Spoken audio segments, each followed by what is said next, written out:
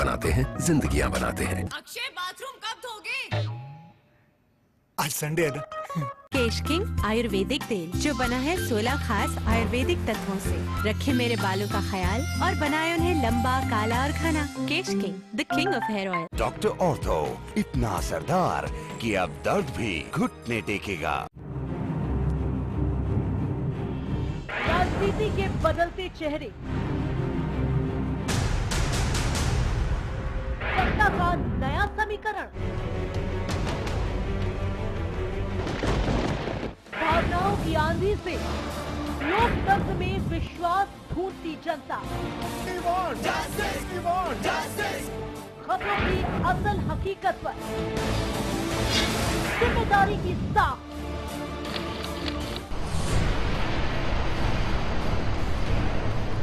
हर खबर है यहाँ खास,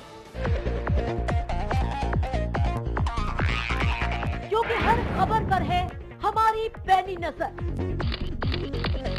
हम हैं चैनल 1 न्यूज, खबरों में एक कदम आगे।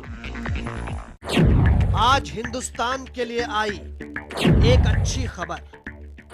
आज धुल गया सबसे बड़ा दाग, आज खत्म हो गया एक दानव। देखिए महादानव का खात्मा आज रात 9:30 बजे सिर्फ चैनल 1 पर।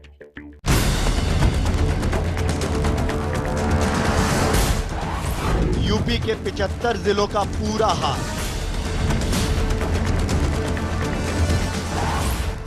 सत्ता के गलियारों की हलचल, यूपी स्पेशल देखिए रोजाना शाम 6 बजे सिर्फ चैनल 1 न्यूज पर। खबरों में एक कदम आगे।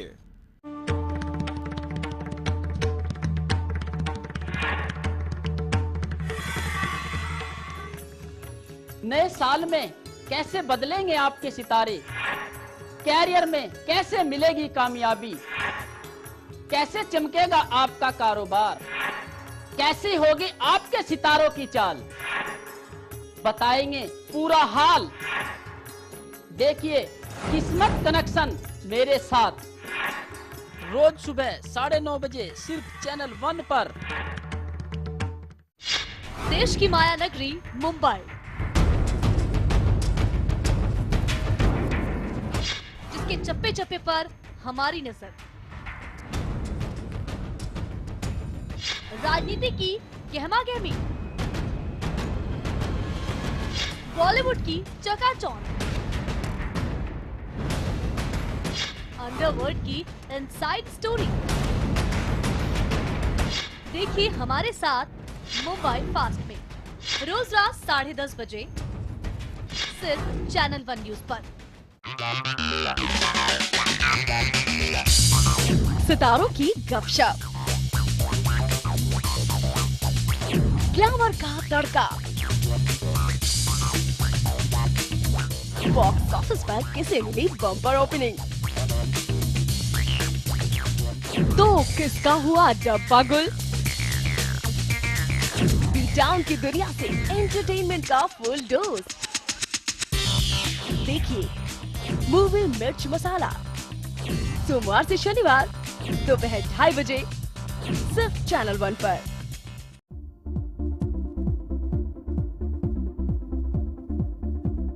नमस्कार, खास बातों का स्वागत है। राष्ट्रीय अध्यक्ष जी का जो लास्ट डिसीजन है उसको तो मानना है ही सबको, और मानेंगे। कोई अपराध नहीं किया है, कोई गलत नहीं किया है, तो न मन में कोई कमजोरी रहती है, न कोई अपराध बोध रहता है। मैं कोई शंकर तो हूँ नहीं कि नीलकंठ बन जाऊँ। सारा अमृत मुलायम सिंह भी पी ले और विष जो है मेरे गले में आ जाए। देखिए खास बात हमारे वरिष्ठ सहयोगी ब्रजमोहन सिंह के साथ हर रविवार शाम 6 बजे सिर्फ चैनल 1 न्यूज पर। साफ की सनद, बहुत सफाई दे रही, बहू की बहस, देवरानी जी को सजा भी मिलनी चाहिए, चांद से डांस, सीरियल का सच, टीवी के ड्रामेबाज,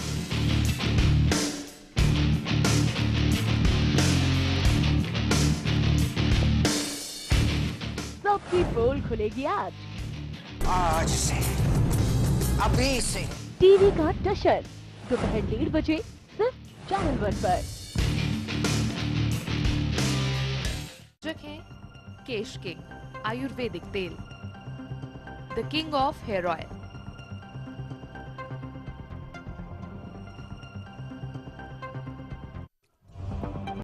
केजरीवाल एक्शन में दिल्ली में मल्टी ब्रांड रिटेल एफडीआई को तगड़ा झटका। एफडीआई का शीला सरकार का फैसला केजरीवाल ने पलटा। दिल्ली रिटेल एफडीआई वापस लेने वाला पहला राज्य बना। फ्लॉप शो के बाद पलटे अरविंद केजरीवाल। सीएम अरविंद केजरीवाल का ऐलान, दिल्ली में अब नहीं लगेगा जनता दरबार, ऑनलाइन सुनेंगे शिकायतें। हिंदू रक्षा दल ने फिर बनाया आपको निशाना। दिल्ली में प्रशांत भूषण की प्रेस कॉन्फ्रेंस में हिंदू सेना का हंगामा, जमकर हुआ बवाल। आपने बीजेपी पर लगाया आरोप, कहा बीजेपी ने करवाया हंगामा। सचिन बने कांग्रेस के पायलट, राजस्थान इकाई की कमान सचिन के हाथ। सचिन पायलट को बनाया राजस्थान कांग्रेस कमेटी का प्रमुख।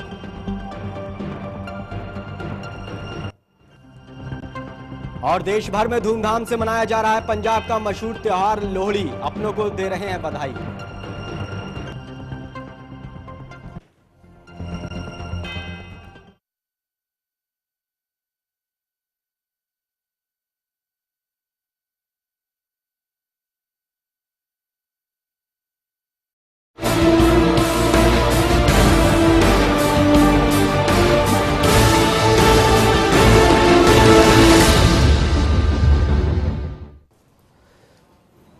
नमस्कार, बेबाक बहस में आपका स्वागत है। मैं हूं आपके साथ राजीव सिंह।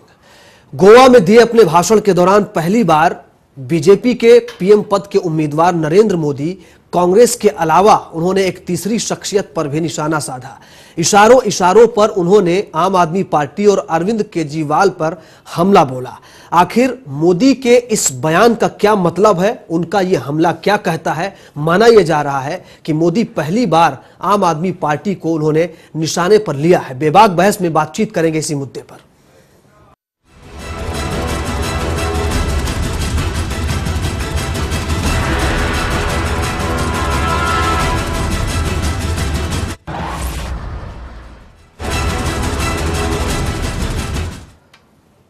तो देश के सभी राजनीतिक दल इस समय लोकसभा चुनाव की तैयारियों में जुटे हैं। जगह जगह सियासी रैलियों का बाजार या कह लीजिए भीड़ दिखती है। ऐसे में बीजेपी के पीएम पद के उम्मीदवार नरेंद्र मोदी के सामने कई बड़ी चुनौतियां हैं, लेकिन इन चुनौतियों में सबसे बड़ी चुनौती जो है वो माना जा रहा है कि आम आदमी पार्टी है। आखिर बीजेपी को क्या वास्तव में डर लग रहा है? क्योंकि कांग्रेस ने यह कहा है कि बीजेपी नर्वस है आम आदमी पार्टी के प्रभाव को देखकर।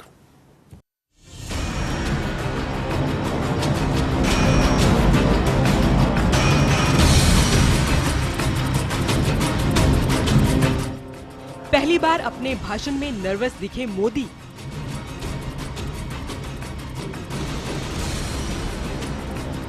पहली बार मोदी ने किया केजरीवाल का जिक्र।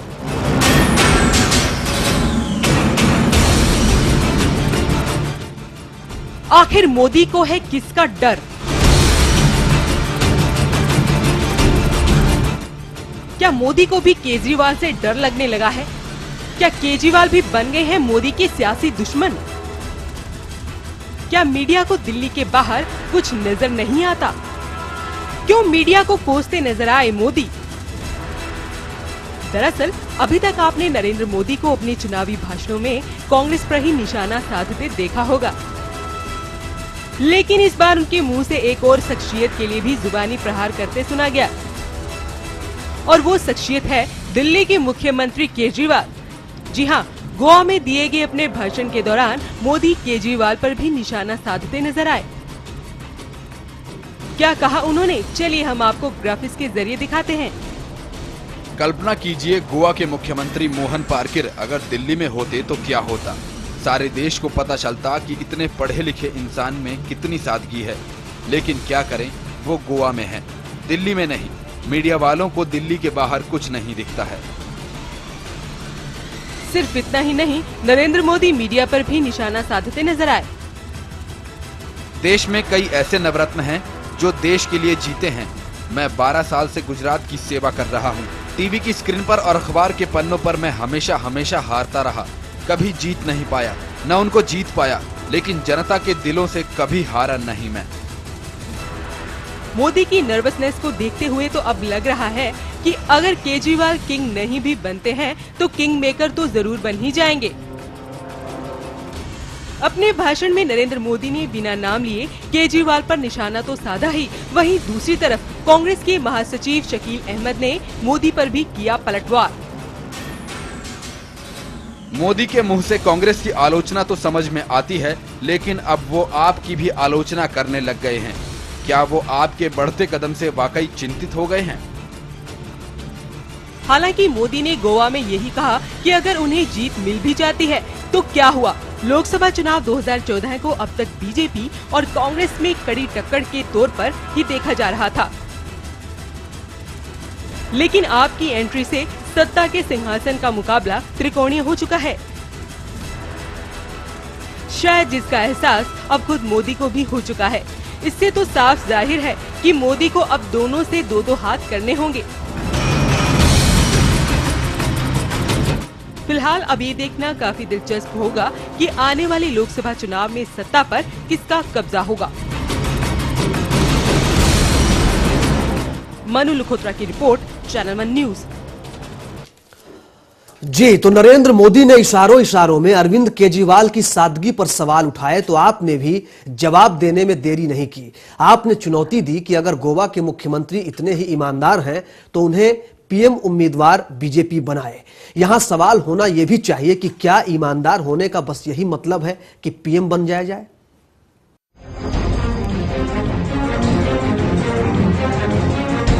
देश की सियासत में इस समय शराफत की जंग छिड़ी। किसकी कमीज सबसे ज्यादा सफेद है, ये दिखाने की होड़ है। गोवा में मोदी ने मनोहर पारिकर की ईमानदारी के बहाने आम आदमी पार्टी पर निशाना साधा तो आपने भी पलटवार करने में देरी नहीं लगाई। आम आदमी पार्टी ने बीजेपी को चुनौती दी कि अगर गोवा के मुख्यमंत्री इतने ही ईमानदार हैं तो बीजेपी मनोहर पारिकर को ही प्रधानमंत्री पद का उम्मीदवार घोषित करके दिखाए। आपकी गोवा यूनिट के प्रवक्ता दिनेश बघेल ने कहा कि अगर बीजेपी के पास साहस है और वो सादगी में भरोसा करती है तो उसे चाहिए कि मोदी को हटाकर पारिकर को अपना प्रधानमंत्री पद का उम्मीदवार बनाए।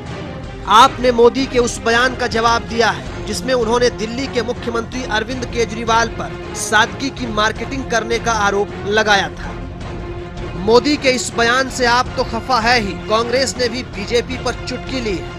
कांग्रेस के प्रवक्ता शकील अहमद ने कहा कि मोदी की ओर से कांग्रेस की आलोचना तो समझ में आती है, लेकिन आप पार्टी की आलोचना समझ से परे है। मोदी के बयान से ऐसा लगता है जैसे वो आपके बढ़ते प्रभाव से कुछ ज्यादा ही चिंतित है। लेकिन बीजेपी ने शकील अहमद के ट्वीट का तुरंत जवाब देते हुए कहा कि कांग्रेस का हाथ आम आदमी पार्टी के साथ है। बीजेपी के राष्ट्रीय उपाध्यक्ष मुख्तार अब्बास नकवी ने ट्वीट किया कि आप कांग्रेस की प्रॉक्सी पार्टी है, इसलिए कांग्रेस ऐसे बयान दे रही है। कांग्रेस का हाथ आम आदमी पार्टी के साथ है। बीजेपी लगातार आपको कांग्रेस की बी टीम कहती रही है, लेकिन ये इल्जाम अब अरविंद की पूर्व सहयोगी ने भी लगाया है। कभी अरविंद के साथ कदम से कदम मिलाकर चलने वाली पूर्व आईपीएस और टीम अन्ना की सदस्य किरण बेदी ने कहा कि आम आदमी पार्टी और कांग्रेस में कोई फर्क नहीं है। किरण बेदी का कहना है कि आपको वोट देना, कांग्रेस को वोट करना है। आपने मनोहर पारिकर को पीएम उम्मीदवार बनाने की चुनौती तो बीजेपी को दी है, लेकिन ये भूल गए कि ईमानदार होने का मतलब पीएम होना नहीं होता। अरविंद ये ना भूलें कि यही चुनौती चुनाव में उतरने से पहले उन्हें कांग्रेस ने दी थी कि ईमानदार हो तो चुनाव लड़कर दिखाओ। तो फिर अब आप पार्टी कांग्रेस के लहजे में बात क्यों कर रही है? बेशक ये कवायद कुर्सी की है, ये संग्राम सत्ता के लिए है, सादगी तो बस दिखावा है। चैनल 1 के लिए राजीव सिंह की रिपोर्ट। जी, सादगी को लेकर सियासत हो रही है। नरेंद्र मोदी ने गोवा में जो कुछ कहा, इशारों में कहा, लेकिन सियासत में इशारों के भी कई खास मतलब होते हैं। उसी मतलब पर बातचीत हम करेंगे। हमारे साथ बेहद खास मेहमान मौजूद हैं स्टूडियो में बातचीत करने के लिए। हमारे साथ विदित चौधरी जी, कांग्रेस नेता, मौजूद है बातचीत के लिए। हमारे साथ सुरेंद्र अग्रवाल जी हैं, बीजेपी नेता, बातचीत करने के लिए। पीके जैन साहब, पॉलिटिकल एनालिस्ट। साथ ही आम आदमी पार्टी के नेता हमारे साथ थोड़ी देर में जुड़ने वाले हैं, उनसे भी बातचीत करेंगे। लेकिन शुरुआत करूंगा मैं पीके जैन साहब आपसे।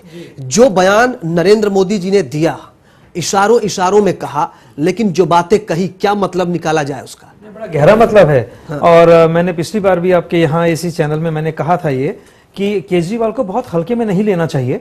और मोदी एक बहुत सुघड़ एक राजनीतिज्ञ की तरह उन्होंने उसको हल्के में नहीं लिया और अपने बयानों में उन्होंने गोवा के अंदर इशारे इशारे में ये बात कही है। दूसरी बात, बीजेपी क्या कांग्रेस और दूसरी पार्टियां भी, सो कॉल्ड थर्ड फ्रंट जो मुलायम सिंह ने पिछले 1-2 महीने पहले बनाया था, वो भी इस समय प्रश्न चिन्ह में आ गया है और कोई भी नेता उसमें से बोलने को तैयार नहीं है। तीसरी बात, जिस थर्ड फ्रंट की हम लोग बात कर रहे हैं वो केजरीवाल हो गए हैं। वो थर्ड फ्रंट जो है वो अकेला जो काम कर रहे हैं वो केजरीवाल कर रहे हैं। उन्होंने ये कहा है कि खुद केजरीवाल ने कि वो हासिल कर लिया है। अब इस समय ना मायावती कहीं नजर आ रही है, ना मुलायम नजर आ रहे हैं, ना बीजेडी नजर आ रही है, ना एनपी नजर आ रही है, ना लेफ्टिस्ट पार्टियां नजर आ रही है, डीएमके, अन्ना डीएमके, कोई पार्टी इसमें नजर नहीं आ रही है इस समय थर्ड फ्रंट। और उससे केजरीवाल के उदय से सभी लोग घबराए हुए हैं। अच्छा, और मोदी के देखिए स्पष्ट उनको राह नजर आ रही थी, 272 की वो बात कर रहे थे। अब वो मुझे लगता है कि वो 72 तो उनके घट ही गए हैं, वो 200 तक आ गए हैं। और निश्चित रूप से जो उनके सीटें 72 उनको मिलनी थी, कांग्रेस तो इस समय 2 फिगर्स में आ गई है जो हम लोग देखेंगे, जैसा कि 8 फिगर दिल्ली में हम लोगों ने देखा, वो तो कहीं लाइमलाइट में है ही नहीं। पिछले दिनों जो सर्वे, मैं अंतिम बात कहूंगा राजीव, पिछले दिनों जो अंतिम सर्वे हुए उसमें राहुल गांधी तीसरे नंबर पे हैं, दूसरे पे केजरीवाल हैं और पहले पसंद अब भी मोदी बने हुए हैं। पिछले दिनों ये चर्चा थी, जब 8 तारीख को मैं आपके यहाँ पर मंच पे बैठा हुआ था, जब ये गिनती हो रही थी, लोगों के अंदर एक जुमला चल उठा था कि दिल्ली में आप और देश में भजाप। लेकिन अब भी आपको बहुत अति उत्साह के अंदर इनको काम नहीं करना चाहिए। उनको मोदी को हल्के में नहीं लेना चाहिए और मोदी को केजरीवाल को हल्के में नहीं लेना चाहिए। दोनों एक दूसरे के वोट कटवा साबित वो हो सकते हैं, जो एक जुमला हम लोग इस्तेमाल करते हैं। यही शंका, यही बहुत सारी उनकी सीटें आ जाएं, ये कहना बहुत मुश्किल होगा। क्या सिर्फ वोट कटवा समझ करके ही बीजेपी खतरे को टाल सकती है? क्योंकि ये गलती शायद दिल्ली में हो चुकी है, दिल्ली विधानसभा चुनाव। हाँ, वो तो खेल में उनसे गलती हो गई कि ये कांग्रेस के विरोध में है, कांग्रेस से ही समर्थन लेंगे नहीं, हम समर्थन देंगे नहीं, और बहुमत में पार्टी होने के कारण 32-33 सीटें जो हमारे पास हैं उनसे हम लोग सीट बना लेंगे। असल में सारा खेल में खेल हो गया। कांग्रेस ने दिया, उन्होंने दिया नहीं समर्थन, केजरीवाल ने लिया नहीं और सत्ता में फिर भी आ गए। सरकार चल रही है। एक नई चीज एक जो पैदा हुआ है, और लोकसभा में मैं ये देख रहा हूं कि लोकसभा में कोई भी किसी को समर्थन नहीं देगा और राज फिर भी कांग्रेस करेगी। ठीक है, मैं सुरेंद्र जी के पास जाऊं उससे पहले ये बात बताइए कि जिस बात का जिक्र किया नरेंद्र मोदी जी ने, उसमें एक बात उन्होंने ये कही कि जनता के ऊपर है कि वो टीवी वाले व्यक्ति को चुनेंगे या फिर जमीनी तौर पर जुड़े हुए किसी व्यक्ति को चुनेंगे। क्या मतलब था, क्या कुछ कहना चाह रहे हैं वो? पीके जैन जी। अच्छा, मेरे से पूछना है। ये तो देखिए, जमीनी व्यक्ति जितना जमीन से जुड़े हुए मोदी हैं, ये तो स्वीकार हमको करना पड़ेगा। इस बात का जिक्र वो करते हैं, हमेशा करते हैं। नहीं, करते हैं, उसको स्वीकार भी करते हैं। दोनों केजरीवाल की पार्टी, आप और दोनों स्वीकार करते हैं इस चीज को। सबसे ज्यादा अगर हम जुड़ा हुआ कोई इंसान देखें, कल टेलीविजन पे किसी चैनल पे उन्हीं की पूरी हिस्ट्री दिखाई जा रही थी, तो मोदी से ज्यादा तो कोई और जुड़ा हुआ है नहीं। इस बारे में स्वीकार करने में हमें कोई आपत्ति नहीं होनी चाहिए।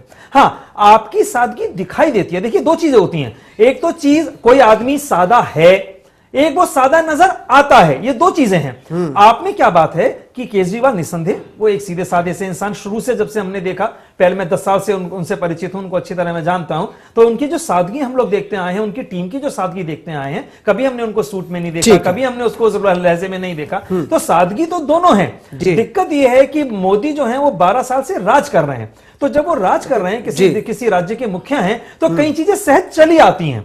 जैसे अब इनको सिक्योरिटी नहीं है लेकिन सिक्योरिटी है, गाड़ियां नहीं है लेकिन गाड़ियां हैं, बंगले नहीं है लेकिन बंगले की दरकार है, तो ये कई चीजें हैं जो जुड़ी हुई होती हैं। सुरेंद्र तो सादगी को इस चीज के साथ नहीं जोड़ना। सुरेंद्र जी, आपके पास आना चाहूंगा। क्या ये आम आदमी पार्टी का असर है नरेंद्र मोदी जी के बयान में? क्या उसका आम आदमी पार्टी का, अरविंद केजरीवाल का ये असर है? नहीं, ऐसा कुछ नहीं है। आपको देश की जनता बता देगी, 2014 में जो चुनाव आ रहे हैं लोकसभा के, उसमें भारतीय जनता पार्टी को पूर्ण बहुमत मिलेगा। और मैं आपको माध्यम से कहना चाहता हूं कि देश की जनता ने ये देख लिया है कि आम आदमी पार्टी जो है वो कांग्रेस की ही पार्टी है और कांग्रेस के साथ है, और अभी भी जो दिल्ली में सरकार चल रही है वो कांग्रेस के सहयोग से चल रही है। और जो ये बात करते थे कि भाई दिल्ली में हम ये करेंगे 50% बिजली के दाम घटाएंगे, इन्होंने कभी भी ये नहीं कहा कि हम यूनिट प्रणाली के दर से घटाएंगे, 400 यूनिट पे 50% करेंगे। देश की जनता से नहीं पूछा इन्होंने, दिल्ली की जनता से नहीं पूछा कि हम सब्सिडी देंगे, तो आपने SMS के माध्यम से क्यों नहीं पूछा? आप जनता सरकार बना रहे हो तो जनता से पूछ रहे हो, सब्सिडी दे रहे हो, जनता का पैसा ही दे रहे हो, तो आपने कुछ नहीं पूछा। आपने 50% किसके दाम कम किए? कोई इन पे जवाब नहीं है। और सब कुछ इन्होंने पहले कहते थे शीला चोर है, ये मंत्री चोर है, ये वो है, हम अंदर कर देंगे। अब कहते हैं जनता से स्टिंग ऑपरेशन तुम करो और देखेंगे हम। नहीं ठीक है, पुलिस का काम ही जनता से करवाना। जिस ईमानदारी और सादगी का जिक्र उन्होंने किया, क्या उन्होंने ये बात कही कि ईमानदारी की मार्केटिंग होती है? मार्केटिंग का मतलब क्या हुआ? क्या वो केजरीवाल को निशाने पर ले रहे हैं? क्या आम आदमी पार्टी को निशाने पर ले रहे हैं? और क्या ये मान रहे हैं कि मार्केटिंग में आम आदमी पार्टी आगे निकल रही है? सुरेंद्र जी, नहीं, ऐसा नहीं है। आप ये देखो, इनको सरकार चलाने का कोई अनुभव इनके पास नहीं है। पहले उन्होंने दिल्ली में सरकार चलानी चाहिए कि जैसे जनता दरबार, ये कहते थे हर हफ्ते हम जनता दरबार लगाएंगे, एक मंत्री सड़क पे बैठेगा। देखो ना, जनता दरबार लगा, दिल्ली में जनता दरबार लगा। केजरीवाल जी छत पे चढ़ गए, सचिवालय की छत पे चढ़ के क्या सरकार चलेगी क्या? वहां महिलाओं के साथ दुर्व्यवहार हुआ, वहां 20 आदमियों की जेब कटी, वहां पे सब कुछ इतने वो हुए हैं, और इन्होंने क्या कार्रवाई की है कि जनता दरबार लगाना ही बंद कर दिया। जनता की, पहले दिल्ली की जनता की अपेक्षा। कांग्रेस ने कहा कि बीजेपी नर्वस है, आम आदमी पार्टी। नहीं, हम कोई नर्वस, सीधा सवाल ये कर रहा हूं, नहीं हम कोई नर्वस नहीं है। और हम सारी सीटें जीतेंगे, और देश की जनता को पता लग चुका है कि ये कांग्रेस के साथ हैं, और अभी भी हैं और आगे भी रहेंगे। अगर इनकी कोई भी चुनाव में 1-2 सीट भी अगर लोकसभा की आएगी तो कांग्रेस को ही समर्थन देंगे ये। ठीक है, विदित जी आपके पास आना चाहूंगा। नेता कांग्रेस विदित चौधरी हमारे साथ है। विदित जी, क्या लगता है आपको, ये बयान किसके लिए है? कांग्रेस किस हालत में है? देखिए, जहां तक बयान का सवाल है, नरेंद्र मोदी जी पूरी तरीके से बौखलाहट में है, भारतीय जनता पार्टी पूरी तरीके से बौखलाहट में है। जिस तरीके से गुजरात विकास की बात ये करते थे, अब गुजरात का विकास भी सामने, जागरूक जनता के सामने आ चुका है। चाहे वो कुपोषण की शिकार हो, चाहे रोज बलात्कार, हत्या, लूट, डकैती गुजरात के अंतर्गत हो रही हो, जिस तरीके से इन्होंने पूरे भारतवर्ष में पिछले 2 साल से कंपनियों को लेकर एक माहौल बनाने का प्रयास किया था। नैनो कंपनी इनकी पिछले 2 साल से वहां पर बंद पड़ी है, कोई वहां पर नहीं चल रहा, प्रोडक्शन वहां पर नहीं हो रहा है। उद्योगों की बात करें तो मोरबी में वहां पर 200 कंपनियों से ज्यादा पिछले 6 महीने से स्ट्राइक है, सारा कुछ बंद पड़ा हुआ है। नरेंद्र मोदी जी सिर्फ विकास की बात मीडिया के सामने करते हैं। आज तक मीडिया के बहुत सारे लोगों ने, जागरूक प्रेस के और कांग्रेस के बहुत सारे प्रवक्ताओं ने माननीय नरेंद्र मोदी जी से बोला। तो मीडिया में आने की ये बेचैनी जो है, शकील अहमद जी ने ये कही कि नरेंद्र मोदी जी ने ऐसे बयान दिया है जैसे कि वो बीजेपी जो है वो आम आदमी पार्टी से नर्वस दिख रही है।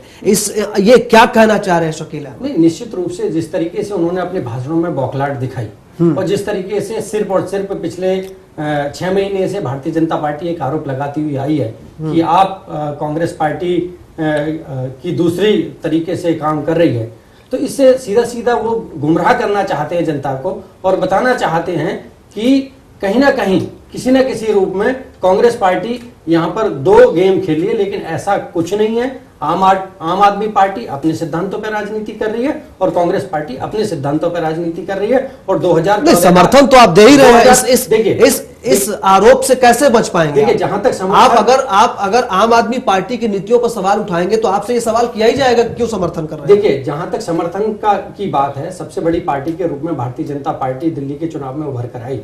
दिल्ली की जनता के सामने भारतीय जनता पार्टी को सरकार बनाने का अपना आमंत्रण भी देना चाहिए था और उनको स्वीकार भी करना चाहिए था कि हम सरकार बनाते हैं। उसके बाद में दूसरे नंबर की अरविंद केजरीवाल जी की पार्टी आई और कांग्रेस पार्टी नहीं चाहती कि ये बोझ जनता पर जाए, दोबारा चुनाव हो, इसलिए वो ठीक है, उन मुद्दों पर बातचीत हम कर चुके हैं। विदित जी समर्थन देने का कार्य अरविंद केजरीवाल जी और आम आदमी, ठीक है। विदित राजीव, यहाँ पर मैं एक लाइन में अपनी बात कहूंगा, जो जिस मार्केटिंग शब्द का आप बार बार प्रयोग कर रहे हैं, ये कहा जा रहा है, क्या सादगी की मार्केटिंग की कोशिश है? कौन ज्यादा कर रहा है, कौन कम कर रहा है? इसी पर बातचीत करना। मैं बड़े संक्षेप में ये बात कहूंगा। देखिए, आजकल मार्केटिंग का दौर है और राजनीति के अंदर हमने अमेरिका से और यूरोपियन कंट्रीज से ये चीजें सीखी हैं।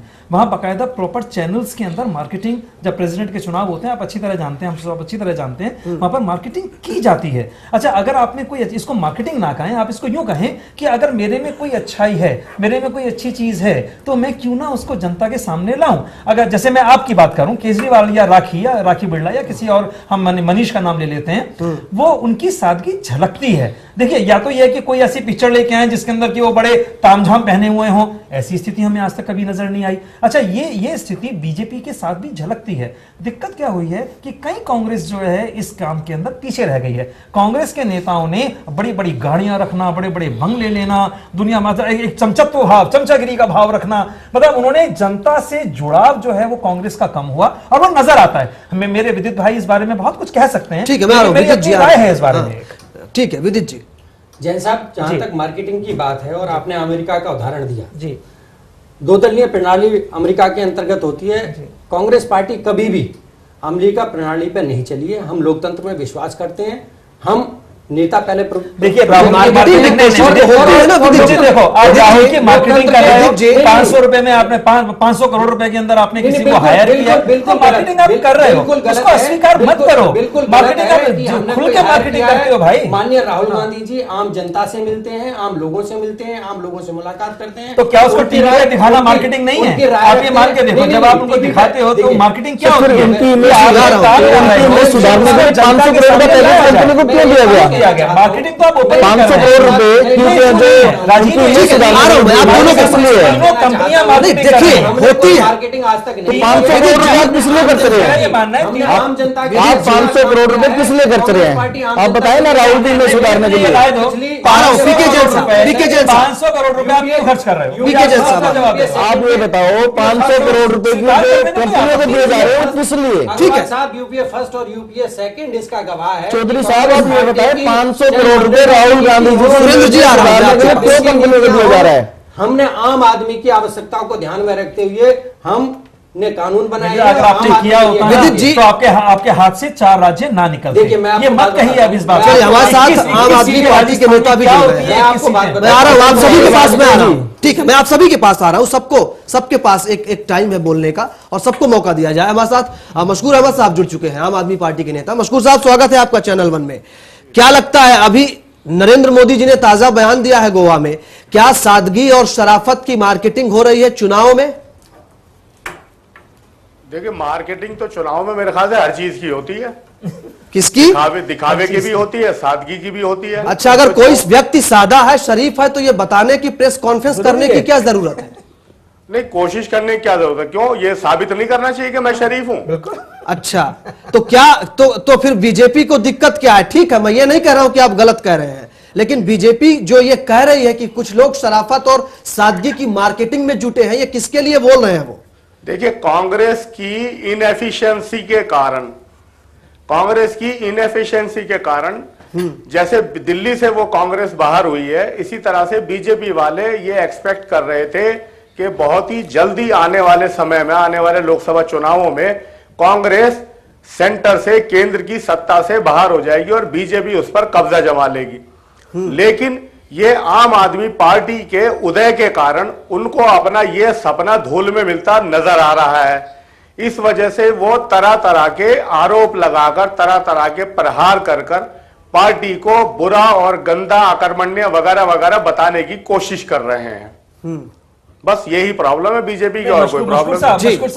मशकूर साहब ने जो बात कही है, मैं उनसे पूरी तरह सहमत हूं और ये मानता भी हूं कि अगर आप में कोई अच्छाई है तो उसको दिखाने में कोई आपत्ति नहीं है। ये बात सिर्फ आम आदमी पार्टी के साथ नहीं है, पीके जैन साहब, बहुत से नेता हुए हैं, बहुत सी हस्तियां हुई हैं, बहुत से शख्सियत अभी भी मौजूदा समय पे हैं, उन्होंने कभी दिखाई नहीं पड़ते। राजीव, उन्होंने मार्केटिंग नहीं करी। देखिए, इस बात पे आइए, वो दिखाई नहीं पड़ते। क्या हम लेफ्टिस्ट को भूल जाते हैं? आज भी आप पश्चिम बंगाल में जाके देखिए, ममता दीदी को देखिए किस तरह वो रहती है जी। वो सबको हर हम सदियों से देखते हैं, वो झोला लटका करके। येचुरी साहब को हम लोगों ने देखा है, आपने भी देखा होगा, येचुरी साहब जो है वो झोला लटका करके राज्यसभा, लोकसभा के अंदर वो जाया करते हैं, लेकिन उसकी कभी मार्केटिंग नहीं हुई। यानी उन्होंने कभी दिमाग में आया नहीं उनके, या उन्होंने करना नहीं चाहा कि लोग मेरी इस सादगी को जाने। उन्होंने ऐसा प्रयास नहीं किया। जिन लोगों ने किया, आज वो आप सत्ता में बैठे हुए हैं। सीधी सी कहानी है ये। तो लोकसभा चुनाव को देखा जाए तो किस तरह से, मैं पीके जैन साहब आपसे मैं जानना चाहूंगा कि ये किस तरह की स्ट्रेटजी है और बीजेपी क्या कुछ स्ट्रेटजी अपना रही होगी? क्या ये वास्तव में बीजेपी के अंदर एक खलबली है इस चीज को लेकर? देखिए, बिल्कुल खलबली है, और मैं आपको बताऊं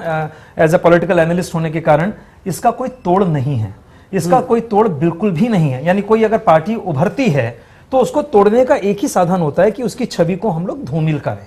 छवि को धूमिल क्या करें? जो वो करना चाह रहे हैं, जैसे कि आजकल किया जा रहा है, और ये काम दोनों कर रहे हैं, कांग्रेस भी कर रही है और बीजेपी भी कर रही है। मान लीजिए आपका वो राज्यसभा उनका जो लोगों को बुला करके उन्होंने किया था आम जनता दरबार, वो फेल हो गया। उसको वो हाईलाइट करना चाह रहे हैं, लोगों की नजरों में लाना चाह रहे हैं। केजरीवाल ने उसको सिस्टम में लाने की कोशिश करी कि भाई आप लोग ऑनलाइन आइए, इस कदर मत आइए। कोशिश करी, सुन लीजिए, महिलाओं के साथ दुर्व्यवहार हुआ, महिलाओं के साथ दुर्व्यवहार हुआ, 20 जेबें वहां काटी गई। क्या उनको इस बात का एहसास नहीं था कि जनता दरबार ऐसे लगता है? हर हफ्ते में कह रहे थे मंत्री बाहर सड़क पे बैठेगा, क्यों नहीं बैठाते मंत्री को सड़क पे?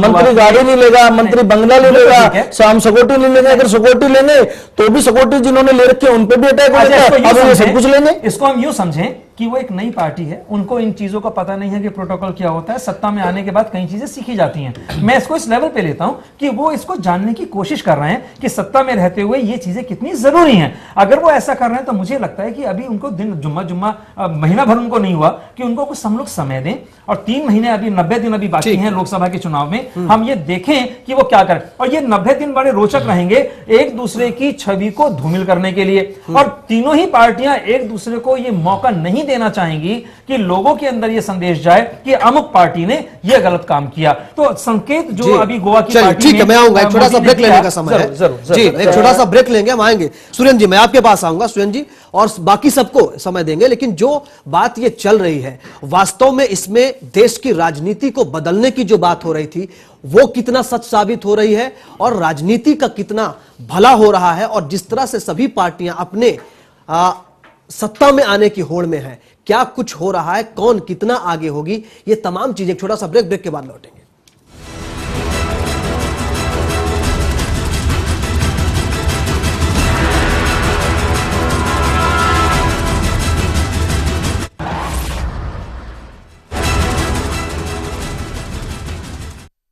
ऐसा घर आपने नहीं देखा होगा, संभाल के पोछा मारा अभी। आइए, ओ भाई साहब ये देखिए हॉल, ये देखिए चिल्ड्रंस रूम, देखिए कितना बड़ा है। आपके बच्चे खेलते खेलते थक जाएंगे।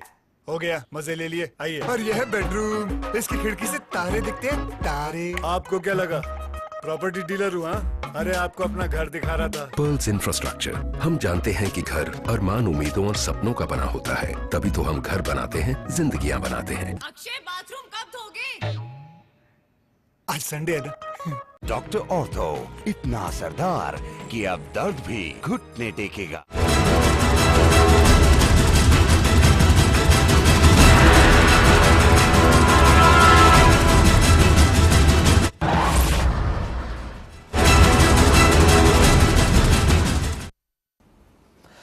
ब्रेक के बाद स्वागत है आपका बेबाक बहस में। दरअसल बात हम कर रहे हैं कि नरेंद्र मोदी जी ने कल जो गोवा में जिक्र किया, जिस सादगी, शराफत और ईमानदारी को लेकर के ये बात उठी, इशारों में पहली बार उन्होंने आम आदमी पार्टी पर निशाना लिया कि इतने ईमानदार मनोहर पर्रिकर अगर गोवा में है, दिल्ली में होते तो क्या होता। सबके अपने व्यू हैं, सबकी अपनी दलीलें हैं। हमारे साथ मशकूर अहमद साहब जुड़े हुए हैं आम आदमी पार्टी के। साफ तौर पर उनका भी यही कहना है कि सादगी है तो उसको बताने में कोई गुरेज नहीं है। मशकूर साहब, शकील अहमद जी ने एक बात कही है, उन्होंने कहा है कि आम आदमी पार्टी के उदय से, आम आदमी पार्टी की लोकप्रियता से बीजेपी जो है वो नर्वस है, बीजेपी ज्यादा चिंतित है। आपको क्या लगता है?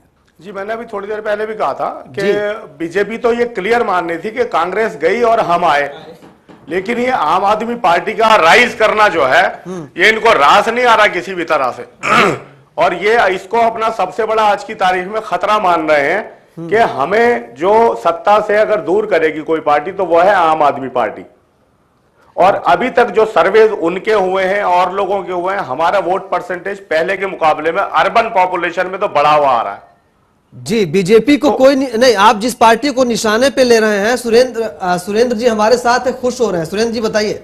सर, ये कांग्रेस का तो आपको पता पतन हो चुका, खत्म हो चुकी है। तो आप किससे खुश हैं? कांग्रेस का जो उदय हो रहा है कांग्रेस का उदय हो रहा है, नए सिरे से। ये आम आदमी पार्टी कांग्रेस की पार्टी है। आप ये चिंता ना करो, ये सब एक है। ये क्या गलती है? जैसे समाजवादी पार्टी है, आखिर में अब ये कांग्रेस को गालियां दे रहे हैं, कांग्रेस इनको देती है, फिर आगे इतनी आसानी से मान लेना भी ये ठीक नहीं है कि आम आदमी पार्टी कांग्रेस की पार्टी है। मस्कूर जी जवाब देंगे आप? मस्कूर जी जवाब देंगे आप? सुरेंद्र जी का कहना है कि आम आदमी पार्टी जो है वो कांग्रेस की पार्टी है। नहीं, ऐसा गलत कहना है। कांग्रेस की पार्टी होती तो कांग्रेस के विरोध में तो इलेक्शन लड़ा था हमने। तो समर्थन भी आया है। ये इल्जाम लग क्यों रहे हैं सर? इल्जाम लगा, आप मना करो ना कि आपको नहीं लेना समर्थन। बच्चों की कसम खा के बोलते हो आप, बच्चों की कसम खाई आपने समर्थन लेने की। हम कन्नो कांग्रेस से समर्थन लेंगे ना देंगे। कसम पर आज भी कायम है, आज भी अड़ेगा उस कसम पर। हम आम जनता पर ये बोझ नहीं डालना चाहते थे, दोबारा चुनाव ना हो, आप ही लोग कह रहे थे, आप ही लोग कह रहे थे, सब आप ही लोग कह रहे थे कि 100 करोड़ का बोझ पड़ेगा। हमने 100 करोड़ के बोझ से जनता को बचाने के लिए ये काम उठाया। और जो बिजली की सब्सिडी आपने जनता को बोझ डाला, वो किससे पूछ के डाला? जनता से क्यों नहीं पूछा आपने कि हम सब्सिडी दे रहे हैं? और आपने हर व्यक्ति को कहा था कि सबके मीटर के रेट हम आधे करेंगे बिजली के। आपने केवल 400 यूनिट तक सब्सिडी दी, उससे ऊपर जाएंगे तो सरकार आप राजनीति कर रहे हैं तो थोड़ी सी बातें सुनना और समझना भी ठीक है। राजनीति कर रहे हैं, छत में चढ़कर सचिवालय से चढ़ के राजनीति कर रहे हैं आप? 3 मंथ्स सर, आप छत पे चढ़कर राजनीति करते हैं क्या? सचिवालय में चढ़ गए, कभी देखा कोई सीएम सचिवालय की छत पर चढ़ते हुए? आप राजनीति में है, राजनीतिक आप लोगों को धोखा मत दो।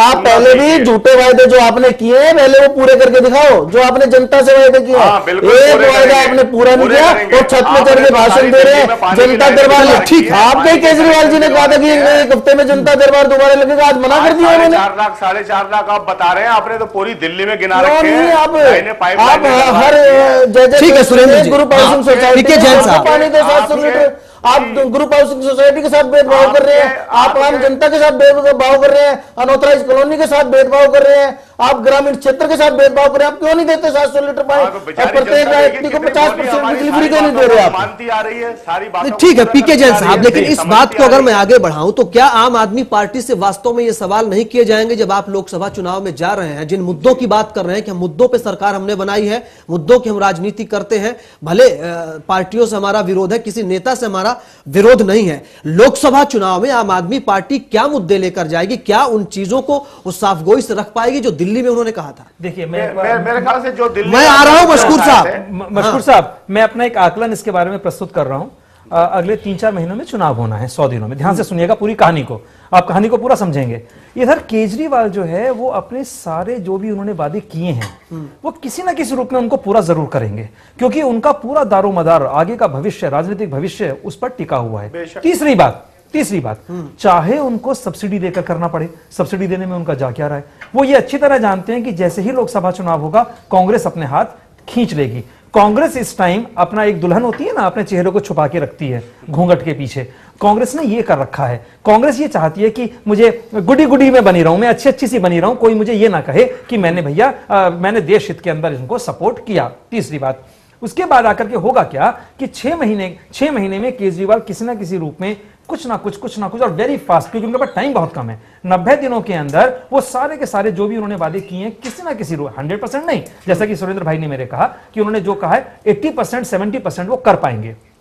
और वो ये सारे मुद्दे लेकर, देखो जी मुझे तो इन्होंने नहीं करने दिया, मैं तो करना चाहता था, पूरा इन्होंने खाली मुझे खजाना दिया, मेरे पास पैसा होता तो मैं ये भी कर देता। यानी वो काम निश्चित रूप से करेंगे, ये बात तो पहली बात। इन्हीं मुद्दों को लेकर के वो जनता के बीच में जाएंगे, जनता के सामने रखेंगे, देखो भैया दिल्ली के अंदर मैंने बहुत एक शॉर्ट स्पैन के अंदर अपने कामों को करके दिखाया, मेरे पास टाइम अगर पूरा होता कांग्रेस तो 6 महीने का कांग्रेस के लिए कांग्रेस करने देगी। अगर कांग्रेस इस टाइम नहीं करने देगी तो कांग्रेस को जो मिले जुले 50-60 सीटें मिलेंगी वो भी उनको नहीं मिलेंगी, ये मेरा कहना है। जैन साहब, उन्होंने ये कहा था, उन्होंने कभी भी अपने मैनिफेस्टो में ये नहीं कहा कि मैं सब्सिडी देकर जनता का बिजली का बिल कम करूंगा, लेकिन ये भी नहीं कहा था, कंपनियों से करूंगा। ये भी नहीं कहा था कि मैं सब्सिडी नहीं दूंगा, सब्सिडी बिजली कंपनियों से नहीं थी। उस सब्सिडी किसकी जेब से जा रहा है सर? वो आपकी जेब से जा रहा है, मेरी जेब से जा रहा है, चौधरी साहब की जेब से जा रहा है, सबकी जेब से जा रहा है। उसका फर्क ये पड़ेगा कि और जो लोक हित के कार्य हैं वो काम सर, सारे विकास कार्य दिल्ली के रुक जाएंगे, दिल्ली ठप हो जाएगी। लेकिन 500-700 करोड़ से इतनी बड़ी राजनीति व्यवस्था में 500-700 करोड़ को अगर सारी दिल्ली को फर्क पड़ता है, अगर सारी दिल्ली को सब्सिडी देते हैं,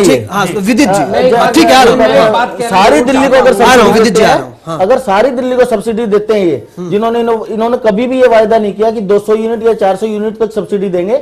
इसलिए अगर सारी जनता को, आपके घर का बिल अगर 6,000 रुपए आ रहा है और उसको 3,000 करें तो कम से कम 10,000 करोड़ से भी ऊपर का वो बनता है इनके ऊपर सब्सिडी, कैसे देंगे? और बिजली कंपनियों ने हाथ खड़े कर दिए हैं। देखिए मेरा ये कहना है, रिपोर्ट हम बात कर चुके हैं काफी, रिपोर्ट से कोई चीज निकल के आए तो हाथ खड़े कर दिया, तो मुझे लगता है कि 15% और बढ़ा रहे हैं। मशकूर साहब आ रहा हूं मैं आपके पास, एक बात मैं यहाँ पे कहना चाहता हूँ, मशकूर जी आ रहा हूं मैं आपके पास जी, कि बार बार कांग्रेस को बीच में लेके आया जाता है कि बीच में हैं आप खुद से बीच में कांग्रेस जी, आप तो खुद बीच में खड़े हैं। ये करेगी कांग्रेस, वो करेगी कांग्रेस, समर्थन वापस ले लेगी कांग्रेस, सरकार नहीं चलने देगी। मैं आपसे क्लियर कहना चाहता हूँ, अरविंदर सिंह लवली जी ने पहले भाषण में क्लियर बोला था कि जो आम आदमी पार्टी ने वादे किए हैं जनता के साथ में, यदि आम आदमी पार्टी उन वादों को पूरा करती है तो 5 साल तक कांग्रेस पार्टी का समर्थन आम आदमी पार्टी को रहेगा। ये बात कोई सीधी नहीं है विदित जी, ये कोई चतुराई बात इतनी सीधी नहीं है विदित जी। ठीक है, वास्तव में जनता के किए हुए वादों को पूरा करती है कांग्रेस पार्टी। नोटंकी करना जानते हो, नोटंकी और ये छत पे करना, कोई चतुराई। ठीक है सुरेंद्र जी आ रहा हूँ। नोटंकी और जनता को गुमराह किया जा रहा है और जनता को, तो आप बताइए सही बात जाके ना, आप जनता को बताइए सही बात चाहिए, और वो केवल भाजपा ही स्थिर सरकार दे सकती है। मशकूर साहब, देश की जनता के पास केवल भाजपा ही एक विकल्प है। सुन रहे हैं आप सबको, बताइए। सुरेंद्र जी कह रहे हैं सिर्फ बीजेपी ही विकल्प है और आप जो है वो धोखेबाजी कर रहे हैं। बिल्कुल साहब, हम बिल्कुल धोखेबाजी कर रहे हैं। धोखेबाजी मान लिया नहीं, आपको वो बता रहे हैं कि आप धोखेबाजी कर रहे हैं सर। हाँ बिल्कुल धोखेबाजी कर रहे हैं। हम जनता को राहत पहुंचाने की कोशिश कर रहे हैं। जो पिछले कौन सी राहत पहुंचाइए? छत पे चढ़ के राहत पहुंचाइए क्या? 20 साल, बात सुन लीजिए, पूरी बात सुन लीजिए। आ रहा हूं मैं आपके पास जी, बताइए। बात सुन लीजिए। जब जनता को हम फायदा और राहत पहुंचाने की कोशिश कर रहे हैं, पिछले 20 साल के सुशासन में जो इन्होंने फायदा जनता को पहुंचाया, जो राहत पहुंचाई, उस सुशासन के राहत को हम और आगे बढ़ाने की कोशिश कर रहे हैं। और ये बार बार ये कहते हैं बीजेपी ही राहत दे पाएगी, तो हम तो इस चैलेंज को एक्सेप्ट करते हैं और एक्सेप्ट करने के लिए हम 24 घंटे तैयार हैं। आप चुनाव का ऐलान आज करवा दीजिए, कांग्रेस से बात करके कल करवा दीजिए, 6 महीने बाद करवा दीजिए, 2 साल बाद करवा दीजिए। हम लेकिन मशकूर साहब, हम जिस मुद्दे पर बातचीत कर रहे हैं वो ठीक है। सुरेंद्र जी मैं आ रहा हूं आपके पास, दूसरों को भी आप टाइम दीजिए। मशकूर साहब, बात हम जिस मुद्दे पर कर रहे हैं कि जिस शराफत और सादगी की मार्केटिंग की बात हो रही है, जब लोकसभा चुनाव में आप जा रहे हैं, अब ज्यादातर सीटों पर आप बोल रहे हैं कि उम्मीदवार उतारेंगे, तब क्या सिर्फ इसी सादगी और शराफत के भरोसे उतरेंगे? क्या राष्ट्रीय मुद्दे रखेंगे आप देश के सामने? नहीं, राष्ट्रीय मुद्दे वही लगभग राष्ट्रीय मुद्दे लगभग वही हैं। क्या लगभग क्या? लगभग दिल्ली और देश में फर्क है सर। दिल्ली और देश में फर्क है। शिक्षा है, स्वास्थ्य है, सड़कें हैं, इंफ्रास्ट्रक्चर है, बिजली है, और अब इसमें नेशनल लेवल पर एग्रीकल्चर और ऐड हो जाएगा। एग्रीकल्चर है जी, ये सारी चीजें हमारे नेशनल एजेंडा में आएंगी और इनको हम पूरा करने की पूरी कोशिश करेंगे। साहब, मेरा एक निवेदन है आपसे। मुझे लगता है कि अभी केजरीवाल एंड पार्टी, यानी जिसको हम लोग आप कह रहे हैं, इन्होंने राष्ट्रीय मुद्दों के बारे, विदेश नीति क्या होगी, आज उनकी सभा के अंदर वही मैं जानना चाह रहा हूं कि क्या सिर्फ सादगी ही एक क्या होगी? शिक्षा जो है हमारे क्षेत्र में समवर्ती सूची पर है, हमारे संविधान में शिक्षा का स्तर क्या होगा, ये सारी चीजें हमको जानने की जरूरत है। और अभी आप एक दिल्ली के छोटे सड़कों की, गलियों की बातें कर रहे हैं। जब हम देश की बात करते हैं सर, तो समस्याएं अलग रूप में हमारे सामने आती हैं। कम्युनिकेशन की क्या नीति हमारे पास, एजुकेशन की क्या होगी, स्वास्थ्य की नीति क्या होगी, ये हमको देखना पड़ेगा। और मुझे लगता है कि केजरीवाल, मोदी और कांग्रेस को, तीनों को अपनी आने वाले दशक के लिए अपनी नीतियों को जी मैं वही जानना चाह रहा हूं। बिल्कुल क्लियर करेंगे, समय से पहले क्लियर करेंगे सर। नहीं, सवाल मेरा ये है मशकूर साहब, सवाल मेरा ये है कि कल अमेठी में जब कुमार विश्वास गए, तब भी वहां पर किसी चीज का जिक्र नहीं हुआ। क्या सादगी और शराफत की ही बात, बस इतनी ही बात होगी कि हम ईमानदार हैं इसलिए हमको सत्ता में ले आइए, या फिर कुछ मुद्दे भी रखेंगे? जब उत्तर प्रदेश जैसे स्टेट में जाएंगे, पूरे देश में जाएंगे, तो जाति से लेकर आरक्षण से लेकर बहुत सारे मुद्दे आपके सामने आएंगे। राजीव जी एक बात आप ईमानदारी से बताइए जी, आप ईमानदारी से ये बताइए, अगर मैं एक सीधा साधा इंसान हूं, मेरे हाथ में सत्ता आती है, तो क्या मुझे पढ़ाई पर खर्च नहीं करना चाहिए? बिल्कुल करना चाहिए। ये क्या मुझे सड़कों पर खर्च नहीं करना चाहिए? ग्रामीण सड़कों पर करना चाहिए। क्या मुझे उनको इलेक्ट्रिफिकेशन नहीं प्रोवाइड करना चाहिए? करना चाहिए। क्या मुझे उन्हें शिक्षा नहीं प्रदान करनी चाहिए? उसके हालात नहीं बनाने चाहिए? बनाने चाहिए। क्या मुझे उनके स्वास्थ्य से संबंधित बातें नहीं करनी चाहिए? काम नहीं करने चाहिए? करने चाहिए। क्या मुझे उनकी खेती से मुताल्लिक काम नहीं करने चाहिए? करने चाहिए। ये सारी चीजें नेचुरली आती हैं। जो नेचुरल आती हैं, हम वो ईमानदार हैं, चूंकि हम दिखाने का दावा ढोंग नहीं करते बल्कि दावा करते हैं कि हम हैं, और हम उन बातों को पूरा करने की पूरी कोशिश करेंगे। समय लगेगा तो 66 साल में नहीं हुआ, हम 15 दिन में देश में या दिल्ली में आगे कैसे कर सकते हैं उस काम को? हमें समय तो आपको देना पड़ेगा। कर रहे हैं देश के लिए। कश्मीर के जनमत संग्रह की आपके प्रशांत भूषण नेताजी बार बार कह रहे हैं कि कश्मीर में जनमत संग्रह होना चाहिए। कश्मीर भारत का किस बात के लिए उन्होंने कहा है? मसूद साहब एक बार सुनिए आप जी, किस बात के लिए जनमत संग्रह? अभिन्न अंग है, और कश्मीर में कोई भी ऐसा कार्य नहीं हो सकता।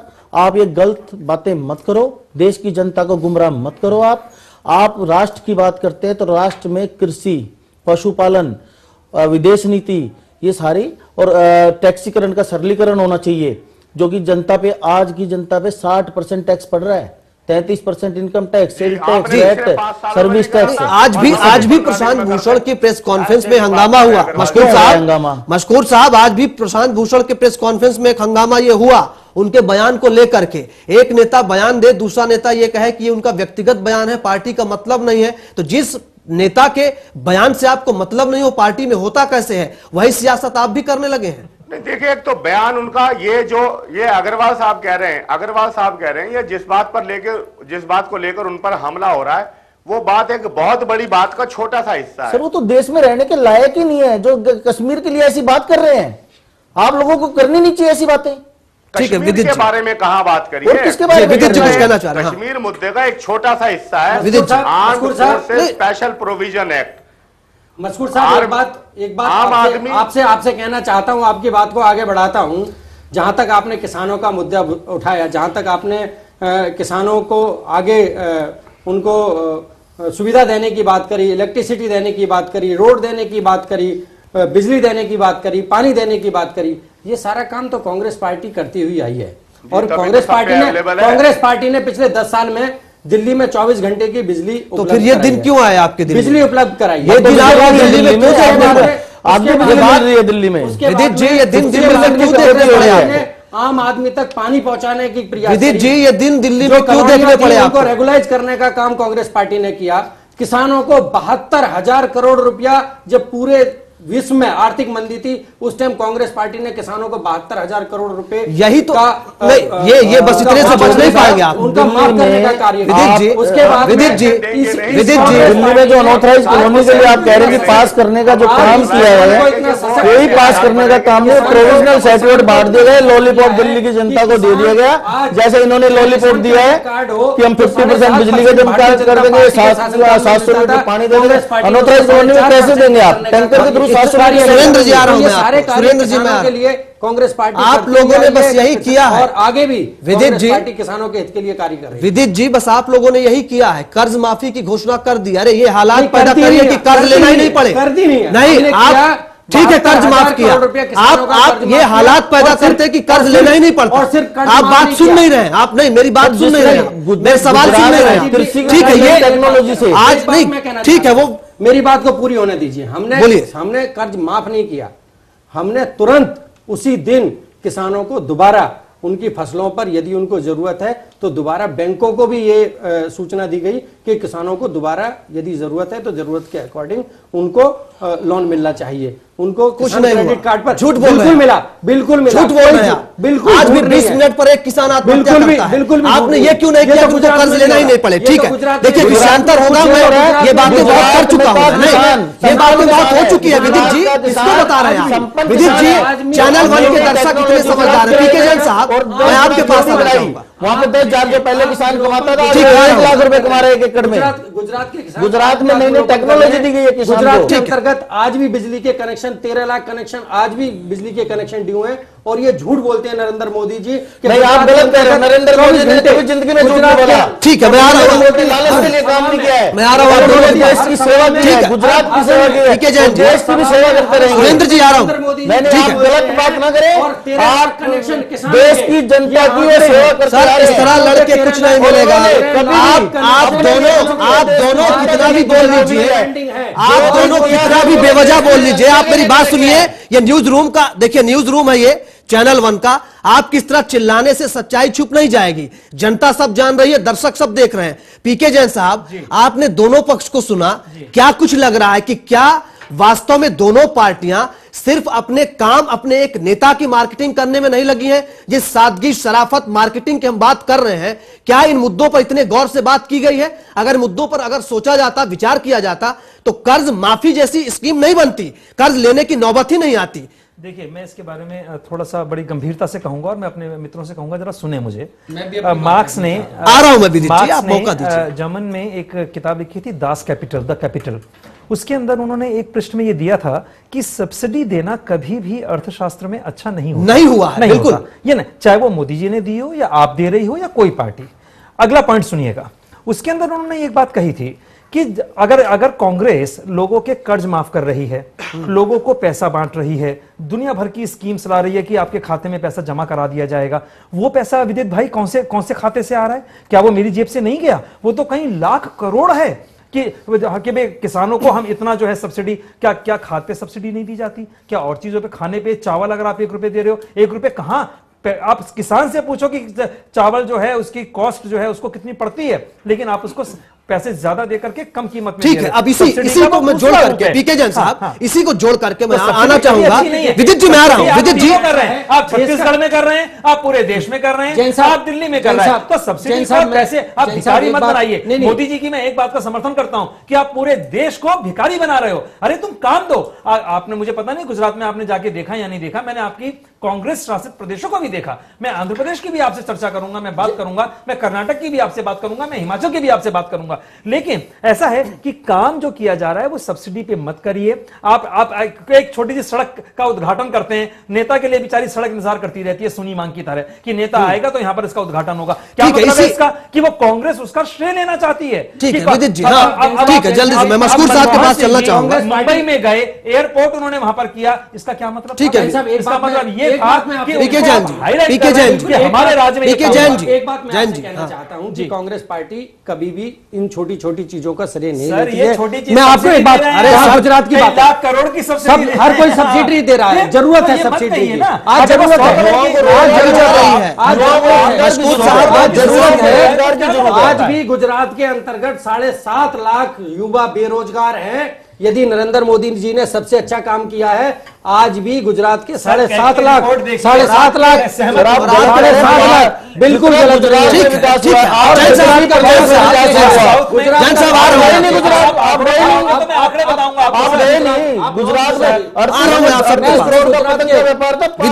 विदित जी आप दूसरे को सुन नहीं रहे हैं। आप विदित जी, आप दूसरे को सुनना नहीं चाह रहे। विदित जी, ठीक है, सबसे ज्यादा बेरोजगार महाराष्ट्र में है, जहां आप लोगों की सरकार है। सबसे ज्यादा मशकूर साहब बहुत देर से सुन रहे हैं। मशकूर साहब आती है जैन जी, मैं आ रहा हूं। गुजरात की बहुत अच्छी हालत है, ये मैं बिल्कुल भी नहीं कहूंगा, लेकिन सबसे ज्यादा 8 प्रदेशों में कांग्रेस की और कांग्रेस शासित या समर्थित ठीक है, ये बात तो ठीक है। जैन साहब, मैं जाइए, वो पूरे देश को हमें देखना पड़ेगा कि आप 66 साल से तो आप लोग रहे भाई, आप लोगों ने क्या किया? मशकूर साहब के पास चलना चाहूंगा। विदित जी, तो आप अपने आप को ही कह रहे हो, हमने किया अमेरिका का राष्ट्र। अरे आप लोग का न्यूज रूम में ये हाल है, आप लोग देश के लिए क्या काम करेंगे? आप 2 मिनट दूसरे को सुन नहीं सकते विदित जी, ये क्या तरीका है ना? ये नहीं, आप बताइए, चैनल के न्यूज रूम में आप बैठे हैं, आप दूसरे मेहमान को आप सुनना नहीं चाहते हैं। मुझे भी बोलने का मौका दीजिए। नहीं, आपको नहीं, कब से आप ही को मौका मिल रहा है और क्वेश्चन डायरेक्ट मेरे से हो रहा है, तो मैं उसका जवाब देना चाहता हूं। क्वेश्चन ये था कि 66 साल में कांग्रेस पार्टी ने क्या किया? 66 साल में कांग्रेस पार्टी ने, जिस टाइम कांग्रेस इसमें हमारा देश आजाद हुआ था, उस टाइम हमारे देश की स्थिति क्या थी, इससे मेरे से बेहतर जैन साहब जानते हैं। और आज अमेरिका का राष्ट्रपति जब भारत के अंतर्गत आता है तो अमेरिका के युवाओं के लिए भारत के प्रधानमंत्री से रोजगार मांगता है। कांग्रेस पार्टी ने 66 साल में ये दिया। कांग्रेस पार्टी ने आम आदमी को सशक्त करने के लिए, मैं मस्कूर साहब के पास चलना चाहूंगा। नहीं, आपके प्रधानमंत्री जी ने ये मांगा, माना। आ रहा हूं सुरेंद्र जी आ रहा हूं मैं। फर्स्ट और यूपीए सेकंड की सरकार बनी है। आपके प्रधानमंत्री जी ने ये माना कि महंगाई कम नहीं हो पाई, बेरोजगारी बढ़ी है, रोजगार वो पैदा नहीं कर पाए, रोजगार पैदा नहीं कर पाए, करप्शन दूर नहीं कर पाए। आपके प्रधानमंत्री जी ने ये बात स्वीकार की है। महंगाई कम नहीं कर पाए, वो रोजगार के अवसर पैदा नहीं कर पाए, करप्शन पे कंट्रोल नहीं कर पाए, ये खुद प्रधानमंत्री जी ने बात है। ठीक है, मस्कूर साहब काम नहीं कर पाए। आ रहा हूं मैं सुरेंद्र जी, मैं मस्कूर साहब के पास चलना चाहूंगा, बहुत देर से सुन रहे हैं। मस्कूर साहब, सारे मुद्दों की बात हो रही है। मैं अब इस बयान पे इन सारे मुद्दों को जोड़ते हुए आना चाह रहा हूं कि जो नरेंद्र मोदी जी ने कहा कि टीवी पर दिखने के होड़ मची है नेताओं में, जनता ये खुद फैसला करेगी कि वो टीवी पे दिखने वाले लोगों को पसंद करेगी या फिर जमीनी तौर पे जो लोग जुड़े हैं उनको। क्या वास्तव में ये इन असली मुद्दों को भुला करके सिर्फ और सिर्फ हर पार्टी अपने एक नेता की मार्केटिंग में लगी हुई है? मस्कूर जी, मुझे सुन पा रहे हैं आप? जी, आपसे ये सवाल है मेरा। जी, देखिए, ये तो मार्केटिंग करेंगे, ये तो अब इनकी बौखलाहट का परिणाम है और इनके पास अपनी मार्केटिंग करने के अलावा कोई और दूसरा रास्ता नहीं बचा। हम कर्म क्षेत्र के आदमी हैं, कर्म करना हमारा धर्म है, हम कर्म कर रहे हैं, करते रहेंगे, ये हमारा वादा है। आपकी पार्टी इसमें शामिल नहीं है? सत्ता हमारा मकसद नहीं है। आपकी पार्टी इसमें शामिल नहीं है? नहीं, शामिल क्या, हम काम कर रहे हैं। क्या आप भी एक व्यक्ति विशेष के सहारे नहीं है? जिन मुद्दों पे गंभीरता से बात होनी चाहिए, लोग, सारी पार्टियां सिर्फ एक नेता के मार्केटिंग में लगी हुई हैं कि उनकी इमेज कैसे बनाई जाए, उनको कैसे सुधारा जाए, कैसे राष्ट्रीय छवि का नेता पीट पीट कर बनाया जाए। ये मकसद कभी भी नहीं रहा। कांग्रेस बीजेपी के बारे में क्या कहेंगे आप? कांग्रेस बीजेपी, मैं तो कह रहा हूं, अब तो कांग्रेस तो अपना खोया हुआ ग्राउंड तलाश कर रही है। बीजेपी को अपना ग्राउंड जो मिलने का अंदेशा था, उन्हें उम्मीद थी कि वो मिल जाएगा, वो उसको खोने का डर सता रहा है कि वो हाथ से फिर चली जाएगी सत्ता। तो दोनों को अपना अपना डर है, लेकिन कम से कम हम अपने बारे में ये कह सकते हैं कि कांग्रेस की कोई उसकी बात आप कर रहे हैं। चलिए, पीके जैन साहब, मैं आपसे यही जानना चाहूंगा, इसी सवाल के साथ में आना चाहूंगा कि ये कैसी विडंबना है कि सब सिर्फ एक नेता को बनाने में लगे हैं। अमेठी में एक नारा होता है कि अमेठी का डंका बिटिया प्रियंका, कुमार विश्वास जाते हैं तो वो भी एक व्यक्ति के सहारे वो वहां पर उतरने की कोशिश में लगे हैं। बीजेपी जो है वो जहां जाती है सिर्फ एक व्यक्ति विशेष की बात होती है। जिन मुद्दों पर इतनी देर से बहस कर रहे हैं हम, क्या वास्तव में ये मुद्दे मार्केटिंग के, एक व्यक्ति की मार्केटिंग में खोए जा रहे हैं? राजीव, ये हमको ना भारतीय संस्कृति में राजनीतिक परिप्रेक्ष्य को समझना पड़ेगा। वो परिप्रेक्ष्य है कि हमारे भारत के अंदर अगर हम पिछले 2,500-3,000 साल के इतिहास को भी देखें तो वैयक्तिक राजनीति चलती है। 1947 के बाद जब हमारा देश आजाद हुआ तो हम ये देखते हैं कि पहले नेहरू जी थे, उसके बाद इंदिरा गांधी आई, वगैरह वगैरह, और लोग आते रहे। दूसरी पार्टियों में भी ये सिलसिला साथ साथ चलता रहा। एक तो वैयक्तिक राजनीति से हम लोग अब बचकर नहीं रह सकते। पूरे देश में हम यूपी के अंदर देख लें, मायावती है, वैयक्तिक है, मुलायम सिंह है, वैयक्तिक है, जहां भी चले जाएं आप देखते हैं। साउथ में जयललिता है, डीएमके, कोई भी हम लोग देंगे, एक तो व्यक्तिगत राजनीति से नहीं बचा जा सकता। दूसरा, जो ये लोग काम करते हैं, क्योंकि मीडिया का इस पर प्रभाव है, ये भी हमको देखना पड़ेगा कि ऐसा क्यों हो रहा है। ऐसा इसलिए हो रहा है कि आज वो घर घर पे वो खबर पहुंच गई, पहले वो नहीं पहुंचती थी। तीसरा, ये जो लोग एक काम कर रहे हैं, छोटा छोटा सा भी ये लोग जो काम करते हैं, ये तुरंत चाहते हैं कि लोग जनता के पास ये चीज पहुंचे, हम उसको मार्केटिंग कह देते हैं। हाँ, कुछ लोग काम अच्छा कर रहे हैं, इसमें कोई दो राय नहीं है। देश अगर आज यहां तक पहुंचा है, आज इतने फ्लाईओवर्स बने हैं, बिजली 24 घंटे हमको मिलती है, मेरे हाथ में सेल फोन है, मुझे अच्छा खाना मिलता है, मुझे अपने रेस्टोरेंट, तो उसके कारण कुछ ना कुछ तो कांग्रेस ने किया है। वो निकम्मे, लेकिन अब आकर के असल में क्या है, सिर्फ राहुल और सोनिया, उसके अलावा कोई उनको नजर नहीं आता। तो ऐसी स्थिति तो नहीं है। मैं तो एक को चैलेंज देता हूं, राहुल और सोनिया को छोड़ के वो तीसरे किसी का नाम प्रधानमंत्री के लिए ला करके देख लें।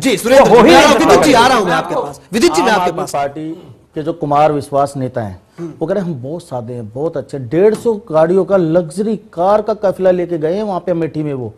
और जो कांग्रेस है, इन्होंने 66 साल में क्या किया, आकाश से लेके पाताल तक के घोटाले, कोयला घोटाला हो, हेलीकॉप्टर घोटाला हो, भ्रष्टाचार हो, महंगाई हो, इन्होंने ये काम जरूर किया है और कोई काम इन्होंने नहीं किया।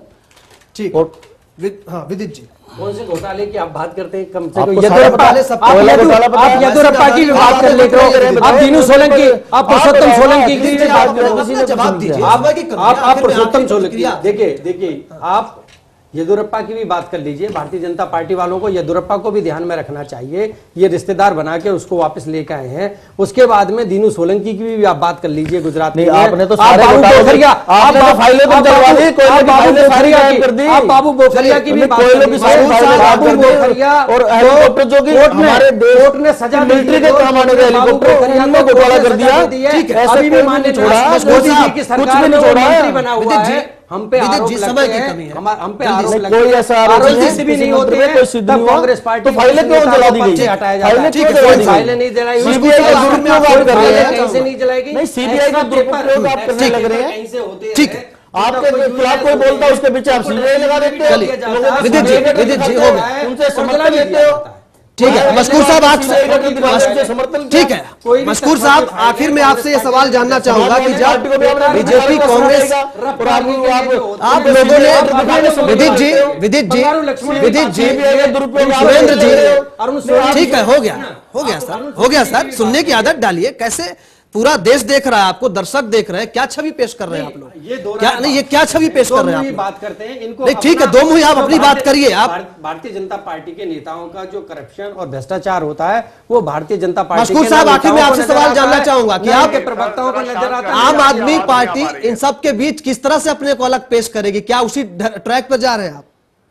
नहीं, ये तो गलत बयान नहीं है। हम उस ट्रैक पर जल्दी से हमें जाने की जरूरत ही नहीं उस ट्रैक की। देखिए, सत्ता का हमें लालच नहीं, बार बार कहा है हमने, और सत्ता हमने अब भी तमाम लोगों के इस बात को कहने के बाद ली है कि 100 करोड़ का एक्स्ट्रा खर्चा दिल्ली की जनता पर डालेंगे, 100 करोड़ का एक्स्ट्रा खर्चा दिल्ली की जनता पर डालेंगे। बहुत शुक्रिया, सारी की सारी पार्टी यही बात कह रही थी। बहुत शुक्रिया आप सभी का, दर्द दूर कर देते हैं, दिल्ली समय की कमी है। बहुत शुक्रिया आप सभी मेहमानों का बेबाक बहस में हिस्सा लेने के लिए। लेकिन एक बात तय है कि सादगी को बहुत दिखाने की जरूरत नहीं होती, यह महसूस करने की चीज है। बेबाक बहस में इतना ही, देखते रहिए चैनल वन न्यूज।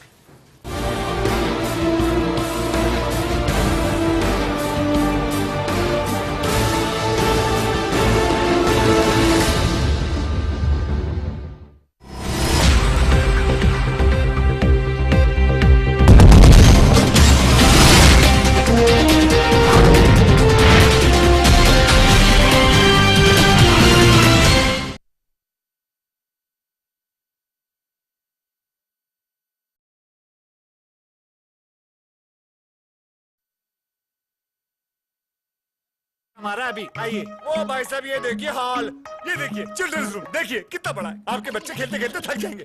हो गया, मजे ले लिए, आइए। और यह है बेडरूम, इसकी खिड़की से तारे दिखते हैं, तारे। आपको क्या लगा प्रॉपर्टी डीलर हुआ?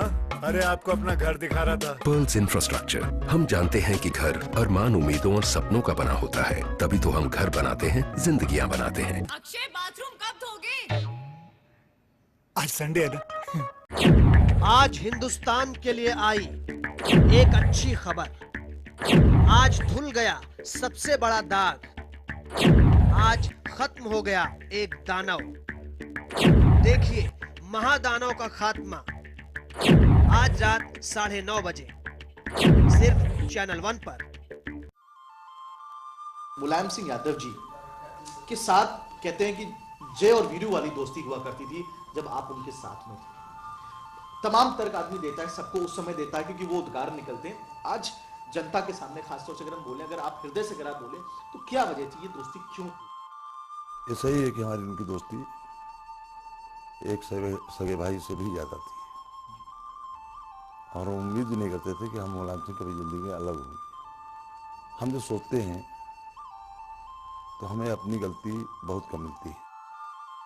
कहीं ना कहीं आपको लगता है कि आज बड़े समुद्र में आप हैं, कांग्रेस पार्टी एक बड़ा समुद्र है, वहां पे आप हैं, लेकिन कहीं ना कहीं बड़े समुद्र में एक छोटे कलाकार की भूमिका और छोटे तालाब में बड़े एक बड़ा रोल मिल रहा था, उसमें कोई फर्क आपको लगता है? ये है हम जितना संतुष्ट कांग्रेस में हैं,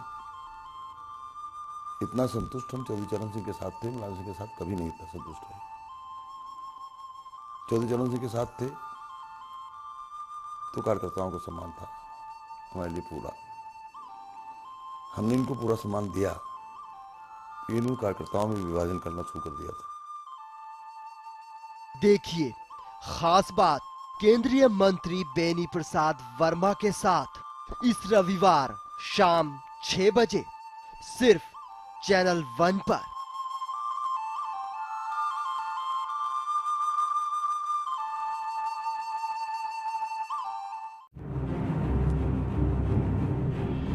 राजनीति के बदलते चेहरे, सत्ता का नया समीकरण,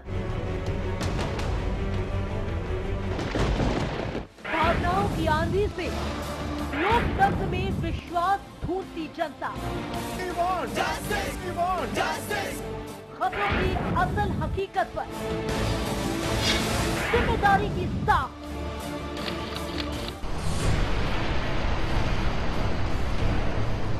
हर खबर है यहाँ खास, क्योंकि हर खबर पर है हमारी पैनी नजर। हम हैं चैनल 1 न्यूज, खबरों में एक कदम आगे।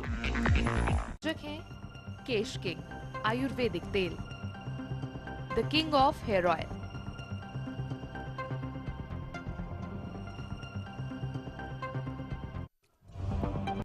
केजरीवाल एक्शन में दिल्ली में मल्टी ब्रांड रिटेल एफडीआई को तगड़ा झटका। एफडीआई का शीला सरकार का फैसला केजरीवाल ने पलटा। दिल्ली रिटेल एफडीआई वापस लेने वाला पहला राज्य बना। फ्लॉप शो के बाद पलटे अरविंद केजरीवाल। सीएम अरविंद केजरीवाल का ऐलान, दिल्ली में अब नहीं लगेगा जनता दरबार, ऑनलाइन सुनेंगे शिकायतें। हिंदू रक्षा दल ने फिर बनाया आपको निशाना। दिल्ली में प्रशांत भूषण की प्रेस कॉन्फ्रेंस में हिंदू सेना का हंगामा, जमकर हुआ बवाल। आपने बीजेपी पर लगाया आरोप, कहा बीजेपी ने करवाया हंगामा। सचिन बने कांग्रेस के पायलट, राजस्थान इकाई की कमान सचिन के हाथ। सचिन पायलट को बनाया राजस्थान कांग्रेस कमेटी का प्रमुख।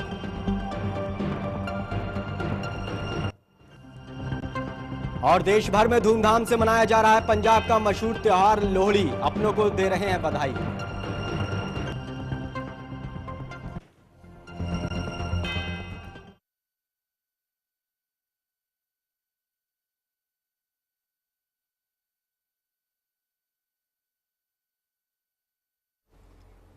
नमस्कार, मैं आसिफ खान और आप देख रहे हैं चैनल 1 न्यूज।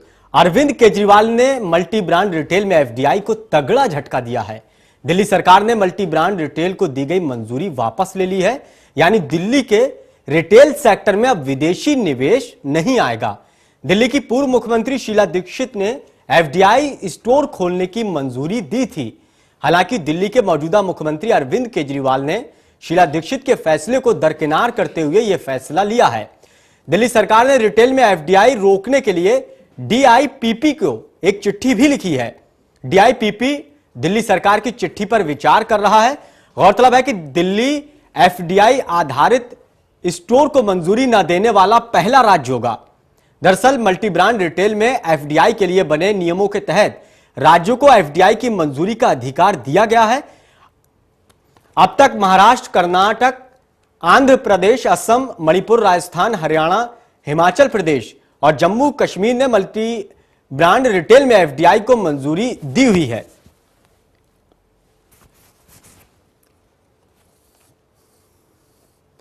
दिल्ली में सोमवार को आम आदमी पार्टी के नेता प्रशांत भूषण की प्रेस कॉन्फ्रेंस में हिंदू सेना से जुड़े युवक ने हंगामा कर दिया।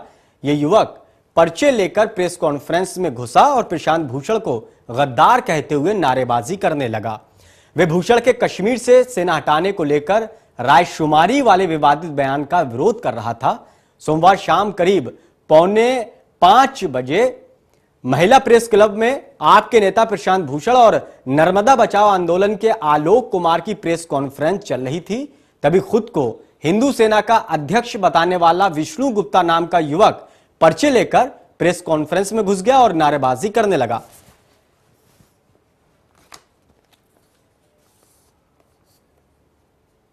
अब दिल्ली में आम आदमी पार्टी की सरकार का जनता दरबार नहीं लगेगा। लोगों को अपनी शिकायत दर्ज कराने के लिए अरविंद केजरीवाल के पास जाने की अब जरूरत नहीं पड़ेगी। वो वेबसाइट, पोस्टल और कॉल सेंटर के जरिए अपनी शिकायतें दर्ज करा सकते हैं। ये जानकारी खुद मुख्यमंत्री अरविंद केजरीवाल ने दी।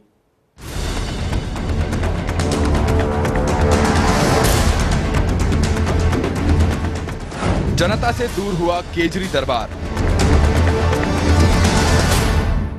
केजरीवाल नहीं लगाएंगे जनता दरबार।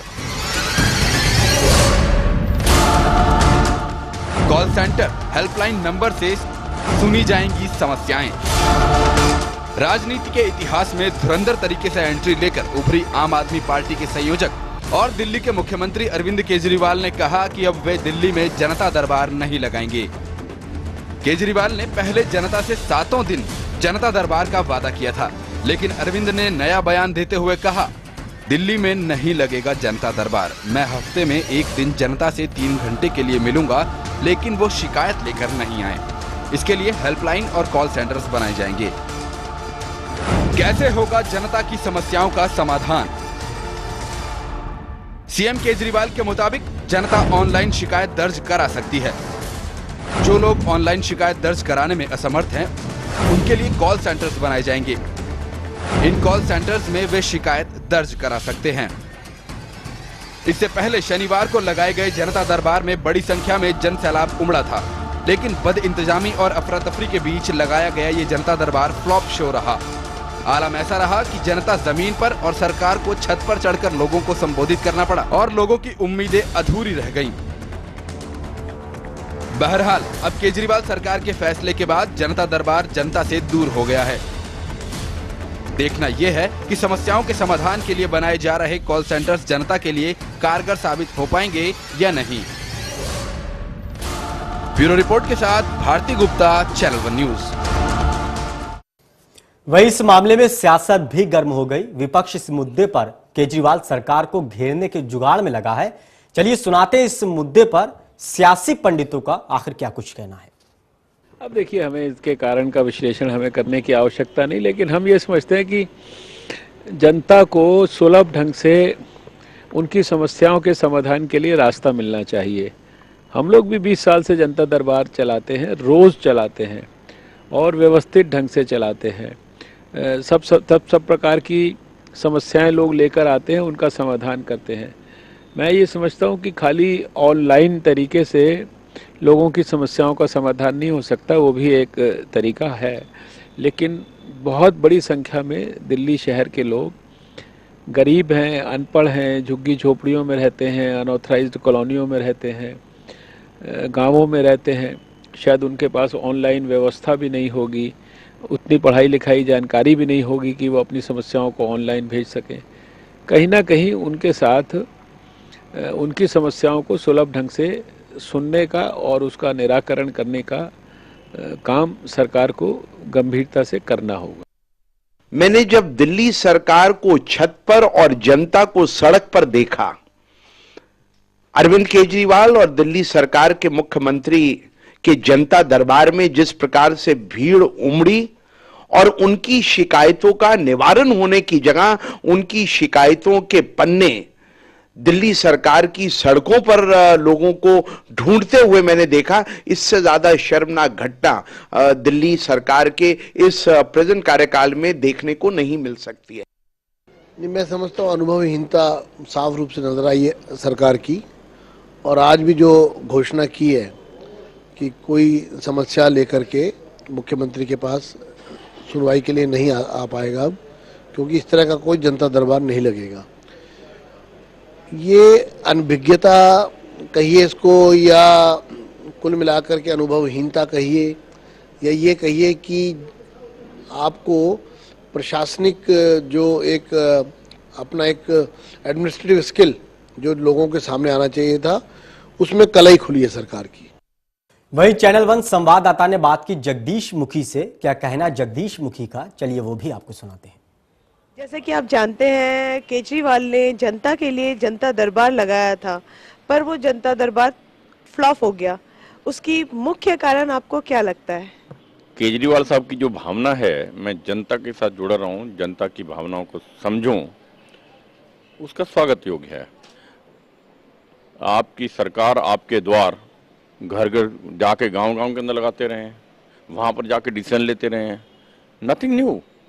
किंतु जिस ढंग से उन्होंने सेक्रेटरिएट के सामने ओपन के अंदर उठा करके लगाया है, मैं समझता हूँ उसमें थोड़ी सी उनको ज़्यादा समझ बूझ से काम लेने की जरूरत थी। आज पानी के बारे में जिन्होंने घोषणा की थी, हम 700 लीटर प्रति फैमिली देंगे, पानी हर एक को फ्री देंगे। मैंने कहा ना, फिर आप ये कीजिएगा, जो आपने आज घोषणा की थी पहले, ये अब जो घोषणा की उससे बिल्कुल विपरीत है। अब आप कहते हैं कि 1/3 आबादी ऐसी है दिल्ली की जहाँ पीने योग्य पानी है ही नहीं, वाटर लीन वहाँ नहीं होगा। पानी के मीटर को ऐसा एडजस्ट करा दीजिएगा, जो आपने कहा है 20,000 लीटर प्रति महीने फ्री पानी देंगे, तो मीटर 20,000 लीटर पानी जब आ चुका हो महीने में, उसके बाद मीटर ऑटोमेटिकली शुरू होगा। मीटर एडजस्ट करा दें ताकि ये कंसेशन दिल्ली के हर वासी को मिल सके, ये हमारी मांग है। देखिए, मैं कोई तुलना नहीं करना चाहता, ये जग जाहिर है। मोदी जी, इन्हें तो अभी मौका मिला, काम करेंगे, अभी तो सब हवाई बातें हैं ना। मोदी जी ने 3 बार मुख्यमंत्री बन करके जो देश का सबसे पिछड़ा हुआ राज्य था उसको नंबर 1 पे लाके खड़ा किया है, इसलिए देश की आस्था उनके प्रति बनी है। वो की सुंदर चेहरा है उनका, उसको देखने के लिए नहीं आते लोग। जो 5-5 लाख लोग उनकी रैली के अंदर उमड़ करके आते हैं स्वयमेव, वो इसलिए आते हैं, उनको लगता है कि ये एक व्यक्ति है जिसने सबसे पिछड़े राज्य को सबसे अव्वल दर्जे पे लाके खड़ा किया है। ये थे हमारे साथ वरिष्ठ नेता बीजेपी के जगदीश मुखी जी। कैमरामैन सतीश के साथ मैं श्वेता पाठक, चैनल 1 दिल्ली। दिल्ली के मुख्यमंत्री अरविंद केजरीवाल को माफियाओं से खतरा है। आपको बता दें कि आईबी की तरफ से अलर्ट जारी किया गया है। सूत्रों के हवालों से खबर है कि आईबी ने कहा है कि पानी और दूसरी चीजों की कालाबाजारी करने वाले लोग केजरीवाल की भ्रष्टाचार विरोधी नीतियों से बौखला गए और उनको खतरा है इनसे। सावधान केजरीवाल,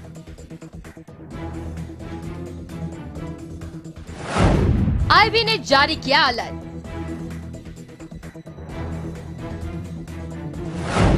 केजरीवाल पर सबसे बड़ा खतरा।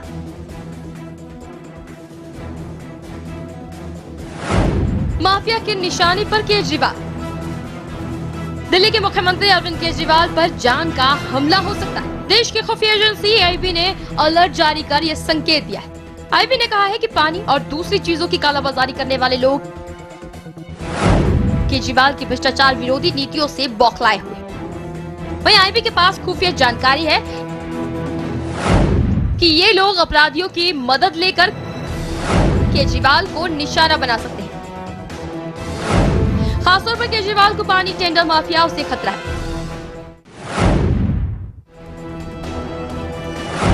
आईबी ने इस संबंध में दिल्ली के लेफ्टिनेंट गवर्नर और दिल्ली पुलिस को चिट्ठी लिखी है। अधिकारियों ने आईबी से मिली जानकारी की जांच करने के बाद पाया कि उन्हें खासतौर पर खतरा पानी और टेंडर माफिया से है। वे उन पर किसी भी समय हमला कर सकते हैं। दरअसल कुछ दिनों पहले भी आम आदमी पार्टी के गाजियाबाद स्थित दफ्तर पर हिंदूवादी संगठनों के कार्यकर्ताओं ने हमला कर काफी तोड़फोड़ की थी। जनता के दुलारे बने केजरीवाल ने किसी प्रकार की सुरक्षा लेने से पहले ही इनकार कर दिया था। बावजूद इसके दिल्ली पुलिस उन्हें बिना बताए सुरक्षा दे रही है। वहीं आईबी के रेड अलर्ट के बाद गाजियाबाद पुलिस ने उन्हें सोमवार से जेट श्रेणी की सुरक्षा देने का फैसला किया है। दिल्ली के मुख्यमंत्री अरविंद केजरीवाल को यूपी सरकार की तरफ से सुरक्षा मुहैया कराई गई है। अगर आप देखें तो गाजियाबाद पुलिस की गाड़ी है। हालांकि अखिलेश सरकार की तरफ से इस बात का अप्रूवल मिला है कि दिल्ली के मुख्यमंत्री क्योंकि गाजियाबाद में रहते हैं तो इसलिए उनको वहां पर भी जेट सिक्योरिटी जो है उपलब्ध कराई जाए। इसी के चलते यूपी पुलिस की गाड़ियां भी अब अरविंद केजरीवाल को एस्कॉर्ट करेंगी और सचिवालय तक उनको छोड़ेंगी। इस सूचना के बाद केजरीवाल की सुरक्षा पर बड़ा खतरा मंडरा रहा है। केजरीवाल गाजियाबाद के कौशाम्बी में गिरनार अपार्टमेंट में रहते हैं। पुलिस ने केजरीवाल के आसपास और उनके घर पर सुरक्षा बढ़ा दी है। यूपी पुलिस की गाड़ियां अरविंद केजरीवाल को एस्कॉर्ट करेंगी। बहरहाल दिल्ली वासियों को कम वक्त में ही मुफ्त पानी और सस्ती बिजली का वादा पूरा करने वाले दिल्ली के नए सीएम अरविंद केजरीवाल की भ्रष्टाचार मिटाओ नीति ही उनकी जान के लिए अब खतरा बन गई है। ब्यूरो रिपोर्ट के साथ भारती गुप्ता, चैनल 1 न्यूज। उधर बीजेपी के पीएम उम्मीदवार नरेंद्र मोदी ने इशारों में अरविंद केजरीवाल की सादगी पर सवाल उठाए तो आपने भी जवाब देने में देरी नहीं की। आपने चुनौती दी है कि अगर गोवा के मुख्यमंत्री इतने ही ईमानदार हैं तो उन्हें पीएम उम्मीदवार बनाएं। यहां सवाल होना चाहिए कि क्या ईमानदार होने का बस यही मतलब है कि पीएम बना दिया जाए।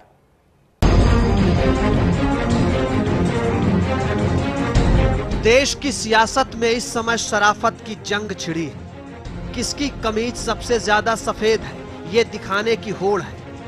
गोवा में मोदी ने मनोहर पारिकर की ईमानदारी के बहाने आम आदमी पार्टी पर निशाना साधा, तो आपने भी पलटवार करने में देरी नहीं लगाई। आम आदमी पार्टी ने बीजेपी को चुनौती दी है कि अगर गोवा के मुख्यमंत्री इतने ही ईमानदार हैं, तो बीजेपी मनोहर पारिकर को ही प्रधानमंत्री पद का उम्मीदवार घोषित करके दिखाए।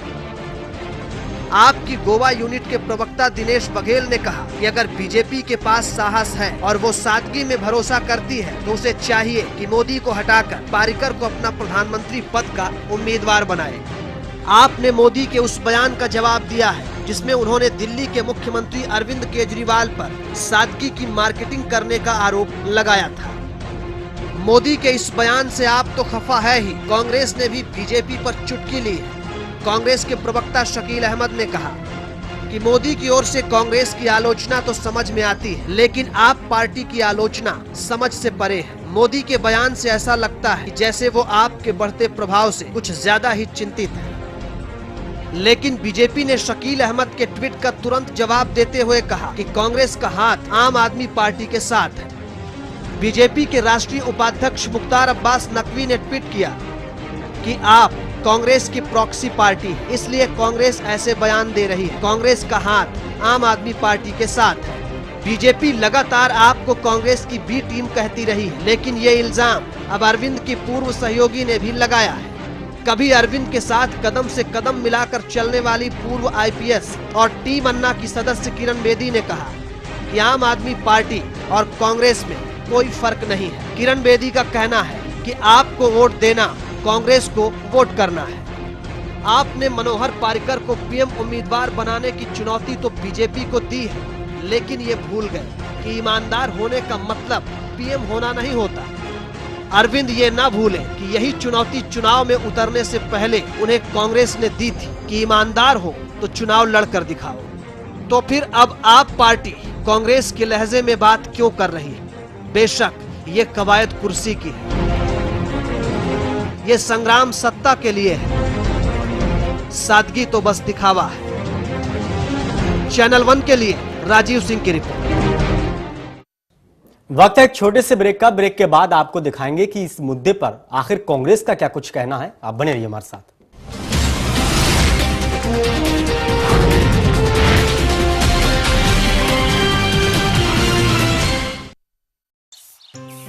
ख्याल तो रखना पड़ता है, सिर्फ चाहने से क्या।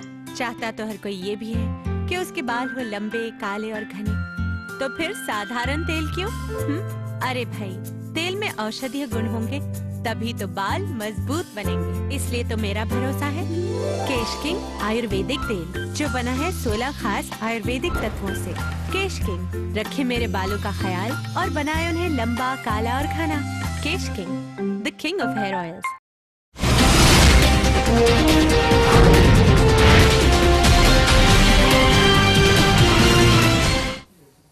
ब्रेक के बाद आपका स्वागत है।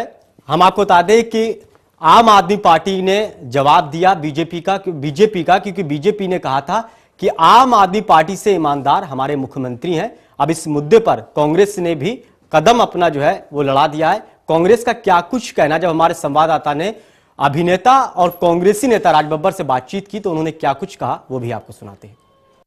शकील अहमद ने किया ट्वीट की आपके उदय से मोदी नर्वस हैं। इस मामले पर हमसे बात करने के लिए मौजूद है राज बब्बर जी। सर, आपसे जानना चाहते हैं, शकील अहमद द्वारा एक ट्वीट किया गया कि आपके उदय से मोदी बहुत नर्वस हैं। इससे सर थोड़ा आपसे जानना चाहते हैं इस बारे में। जी हाँ, क्योंकि गुजरात के मुख्यमंत्री ने खुद इस सवाल को खड़ा कर दिया और जवाब भी दिया है। उन्होंने जो अपनी प्रवृत्ति के हिसाब से हर चीज़ को बांटना और तोड़ना चाहते हैं। जिस तरह से समाज को तोड़ा, जिस तरह से वो धर्म और मजहब को तोड़ते हैं, जाति और उनको लोगों को तोड़ते हैं, आज उन्होंने टेलीविजन शब्द को भी तोड़ दिया। वो कहते हैं टेलीविजन पर देखने के बजाय विजन में देना चाहिए। तो उनसे उस बात को, इस सवाल को लेकर कुछ जवाब हुआ होगा मेरा ख्याल से। या तो आप गुजरात के मुख्यमंत्री से पूछिए इसका जवाब, और या फिर शकील जी ने क्या कहा। आपके उदय से सर कांग्रेस के लिए लोकसभा चुनाव में कितनी बड़ी चुनौती मानते हैं आप? किसको? आपके उदय को। किसी को चुनौती नहीं माना जाता है। लोकतंत्र के अंदर हर किसी का ये अधिकार है कि उस चुनाव में आए। धन्यवाद सर। तो ये थे राज बब्बर जी, इनका साफ तौर पर कहना है कि आपके उदय से मोदी सीधे तौर पर नर्वस हैं। शकील अहमद के ट्वीट को समर्थन किया है और साथ ही साथ कहा है कि आज़ादी सभी को है लोकसभा चुनाव लड़ने की, और आम आदमी पार्टी जिस तरीके से लोकसभा चुनाव लड़ रही है, कांग्रेस उसे अपने लिए बिल्कुल चुनौती नहीं मानती है। कैमरा पर्सन प्रशांत और सहयोगी मुनीश शहरावत के साथ जितेश मिश्रा, चैनल 1 दिल्ली। 4 राज्यों के विधानसभा चुनाव में जबरदस्त हार के बाद कांग्रेस आगामी आम चुनाव के मद्देनजर अपने किले दुरुस्त करने में जुट गई है। इसे लेकर संगठन में बदलाव भी शुरू हो चुका है। कांग्रेस अध्यक्ष सोनिया गांधी ने युवा नेता और कॉरपोरेट मामले के केंद्रीय मंत्री सचिन पायलट को प्रदेश कांग्रेस समिति का अध्यक्ष चुन लिया है। पार्टी महासचिव जनार्दन द्विवेदी ने सोमवार को इसका ऐलान किया। कांग्रेस अध्यक्ष के आदेश से पायलट को प्रदेश अध्यक्ष नियुक्त किया गया है। इस बदलाव से कई संकेत मिल रहे हैं। भ्रष्टाचार और नाकामी के आरोपों से घिरी कांग्रेस ने अब युवा पर दांव लगाना शुरू कर दिया है।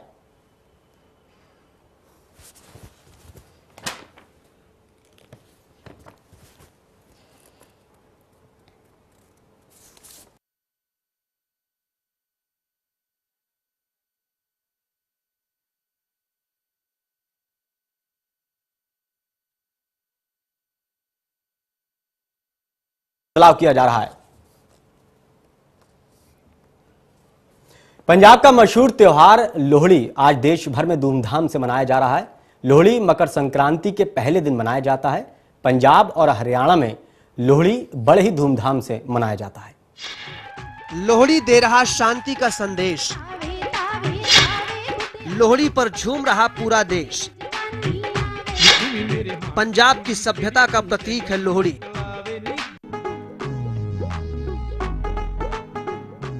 तेरह जनवरी को लोहड़ी को पंजाब में लोहड़ी बोला जाता है। ये त्योहार 13 जनवरी को मनाया जाता है।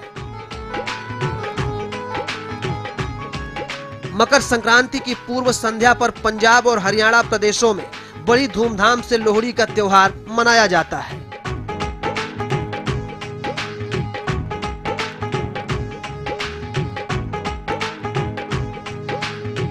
लोहड़ी के कुछ दिन पहले से ही छोटे छोटे बच्चे सुंदर मुंदरिये हो, तेरा कौन विचारा इत्यादि गीत गाते हुए उपले या लकड़ी इकट्ठे करने लगते हैं। इस दिन घरों में शाम के समय आग जलाई जाती है। लोग अग्नि के चारों ओर चक्कर काटते हैं और तिल डालते हैं।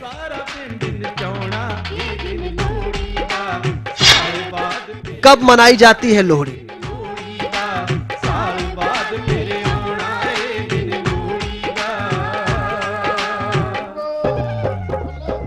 लोहड़ी पौष महीने के आखिरी दिन मनाई जाती है और ये अगले दिन यानी माघ के पहले दिन तक जलती रहती है।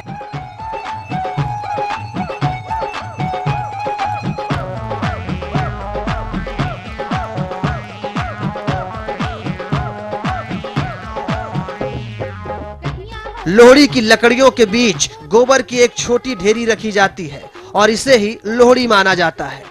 पूजा के बाद लोहड़ी जलाई जाती है और छोटे बड़ों के पैर छूकर आशीर्वाद लिया जाता है। प्रसाद के तौर पर रेवड़ी, पॉपकॉर्न, मूंगफली, गुड़ और गज्जक बांटी जाती है।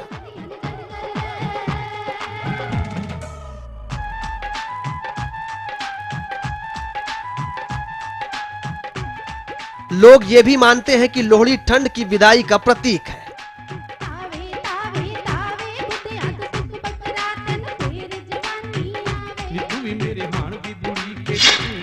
मौसम से जुड़ा हुआ है लोहड़ी। त्योहार से जुड़ी कई मान्यताएं। कृषि से जुड़ा है त्योहार।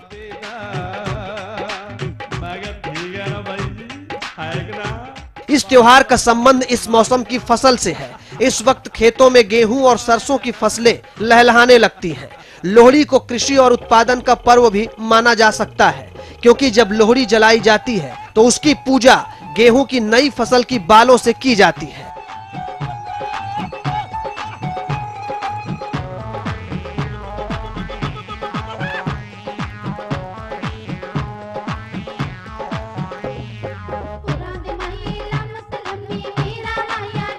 लोहड़ी त्योहार की शुरुआत को लेकर कई तरह की मान्यताएं हैं। एक मान्यता के अनुसार अकबर के जमाने में पंजाब में एक सड़क लुटेरा दुल्ला भट्टी हुआ करता था। एक बार तब के नवाबजादे कुछ हिंदू लड़कियों को बेचने के लिए मध्य पूर्व में ले जा रहे थे। ऐसे में ये उसे अन्याय लगा और उसने उन सभी लड़कियों को बचाया। फिर बाद में उनकी शादी भी हिंदू लड़कों से कराई। उसने सभी का खुद कन्यादान भी किया और शगुन के रूप में उसने सभी लड़के वालों को और लड़की वालों को शक्कर दी। ये रिवाज धीरे धीरे पूरे पंजाब में फैल गया। फिर तो वो पंजाब का मसीहा हो गया। तब से पूरे पंजाब में ये त्योहार मनाया जाने लगा।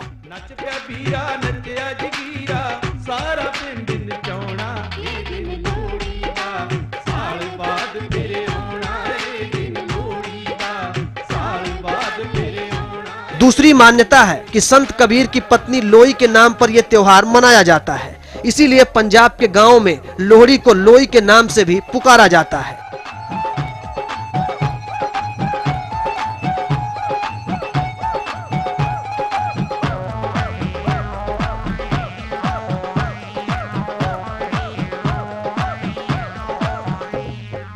आजकल कुछ लोग कन्या भ्रूण हत्या को रोकने के लिए लड़कियों के जन्म पर भी बड़ी खुशी से लोहड़ी मनाते हैं। कुछ का मानना यह भी है कि होलिका और लोहड़ी दोनों बहनें हैं। नए साल में मनाया जाने वाला पहला त्योहार लोहड़ी हरियाणा समेत अन्य राज्यों और विदेशों में रह रहे पंजाब के लोग काफी धूमधाम से मनाते हैं।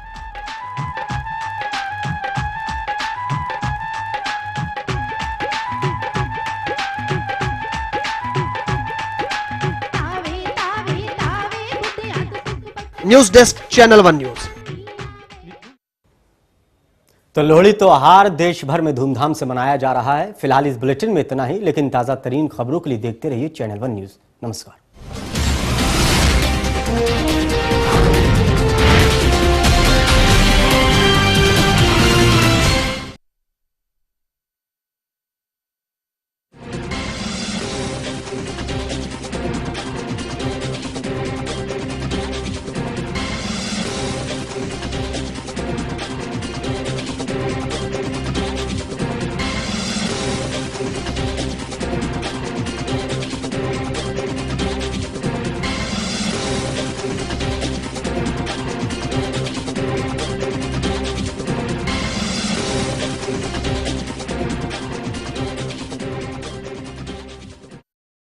प्रदेश के विकास में युवा बने भागीदार, पाएं उचित प्रशिक्षण और रोजगार।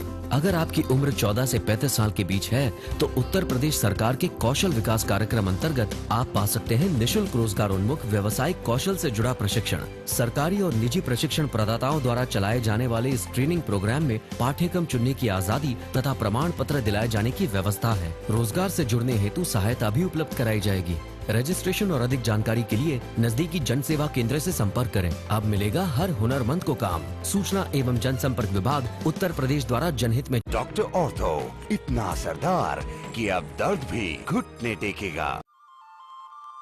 मुलायम सिंह यादव जी के साथ कहते हैं कि जय और वीरू वाली दोस्ती हुआ करती थी जब आप उनके साथ में थे। तमाम तर्क आदमी देता है, सबको उस समय देता है क्योंकि वो उद्गार निकलते हैं। आज जनता के सामने खासतौर से अगर हम बोलें, अगर आप हृदय से अगर आप बोले तो क्या वजह थी, ये दोस्ती क्यों थी? ये सही है कि हमारी उनकी दोस्ती एक सगे भाई से भी ज्यादा थी और उम्मीद भी नहीं करते थे कि हम मुलायम सिंह कभी जिंदगी में अलग होंगे। हम जो सोचते हैं तो हमें अपनी गलती बहुत कम मिलती है। कहीं ना कहीं आपको लगता है कि आज बड़े समुद्र में आप हैं, कांग्रेस पार्टी बड़ा समुद्र है, वहां पे आप हैं, लेकिन कहीं ना कहीं बड़े समुद्र में एक छोटे कलाकार की भूमिका और छोटे तालाब में एक बड़ा रोल मिल रहा था, उसमें कोई फर्क आपको लगता है ये है? हम जितना संतुष्ट कांग्रेस में हैं, इतना संतुष्ट हम चौधरी सिंह के साथ थे, मुलायम सिंह के साथ कभी नहीं इतना संतुष्ट है। चौधरी सिंह के साथ थे तो कार्यकर्ताओं का सम्मान था हमारे लिए पूरा। हमने इनको पूरा सम्मान दिया, इन कार्यकर्ताओं में विभाजन करना शुरू कर दिया था। देखिए खास बात केंद्रीय मंत्री बेनी प्रसाद वर्मा के साथ इस रविवार शाम 6 बजे सिर्फ चैनल 1 पर।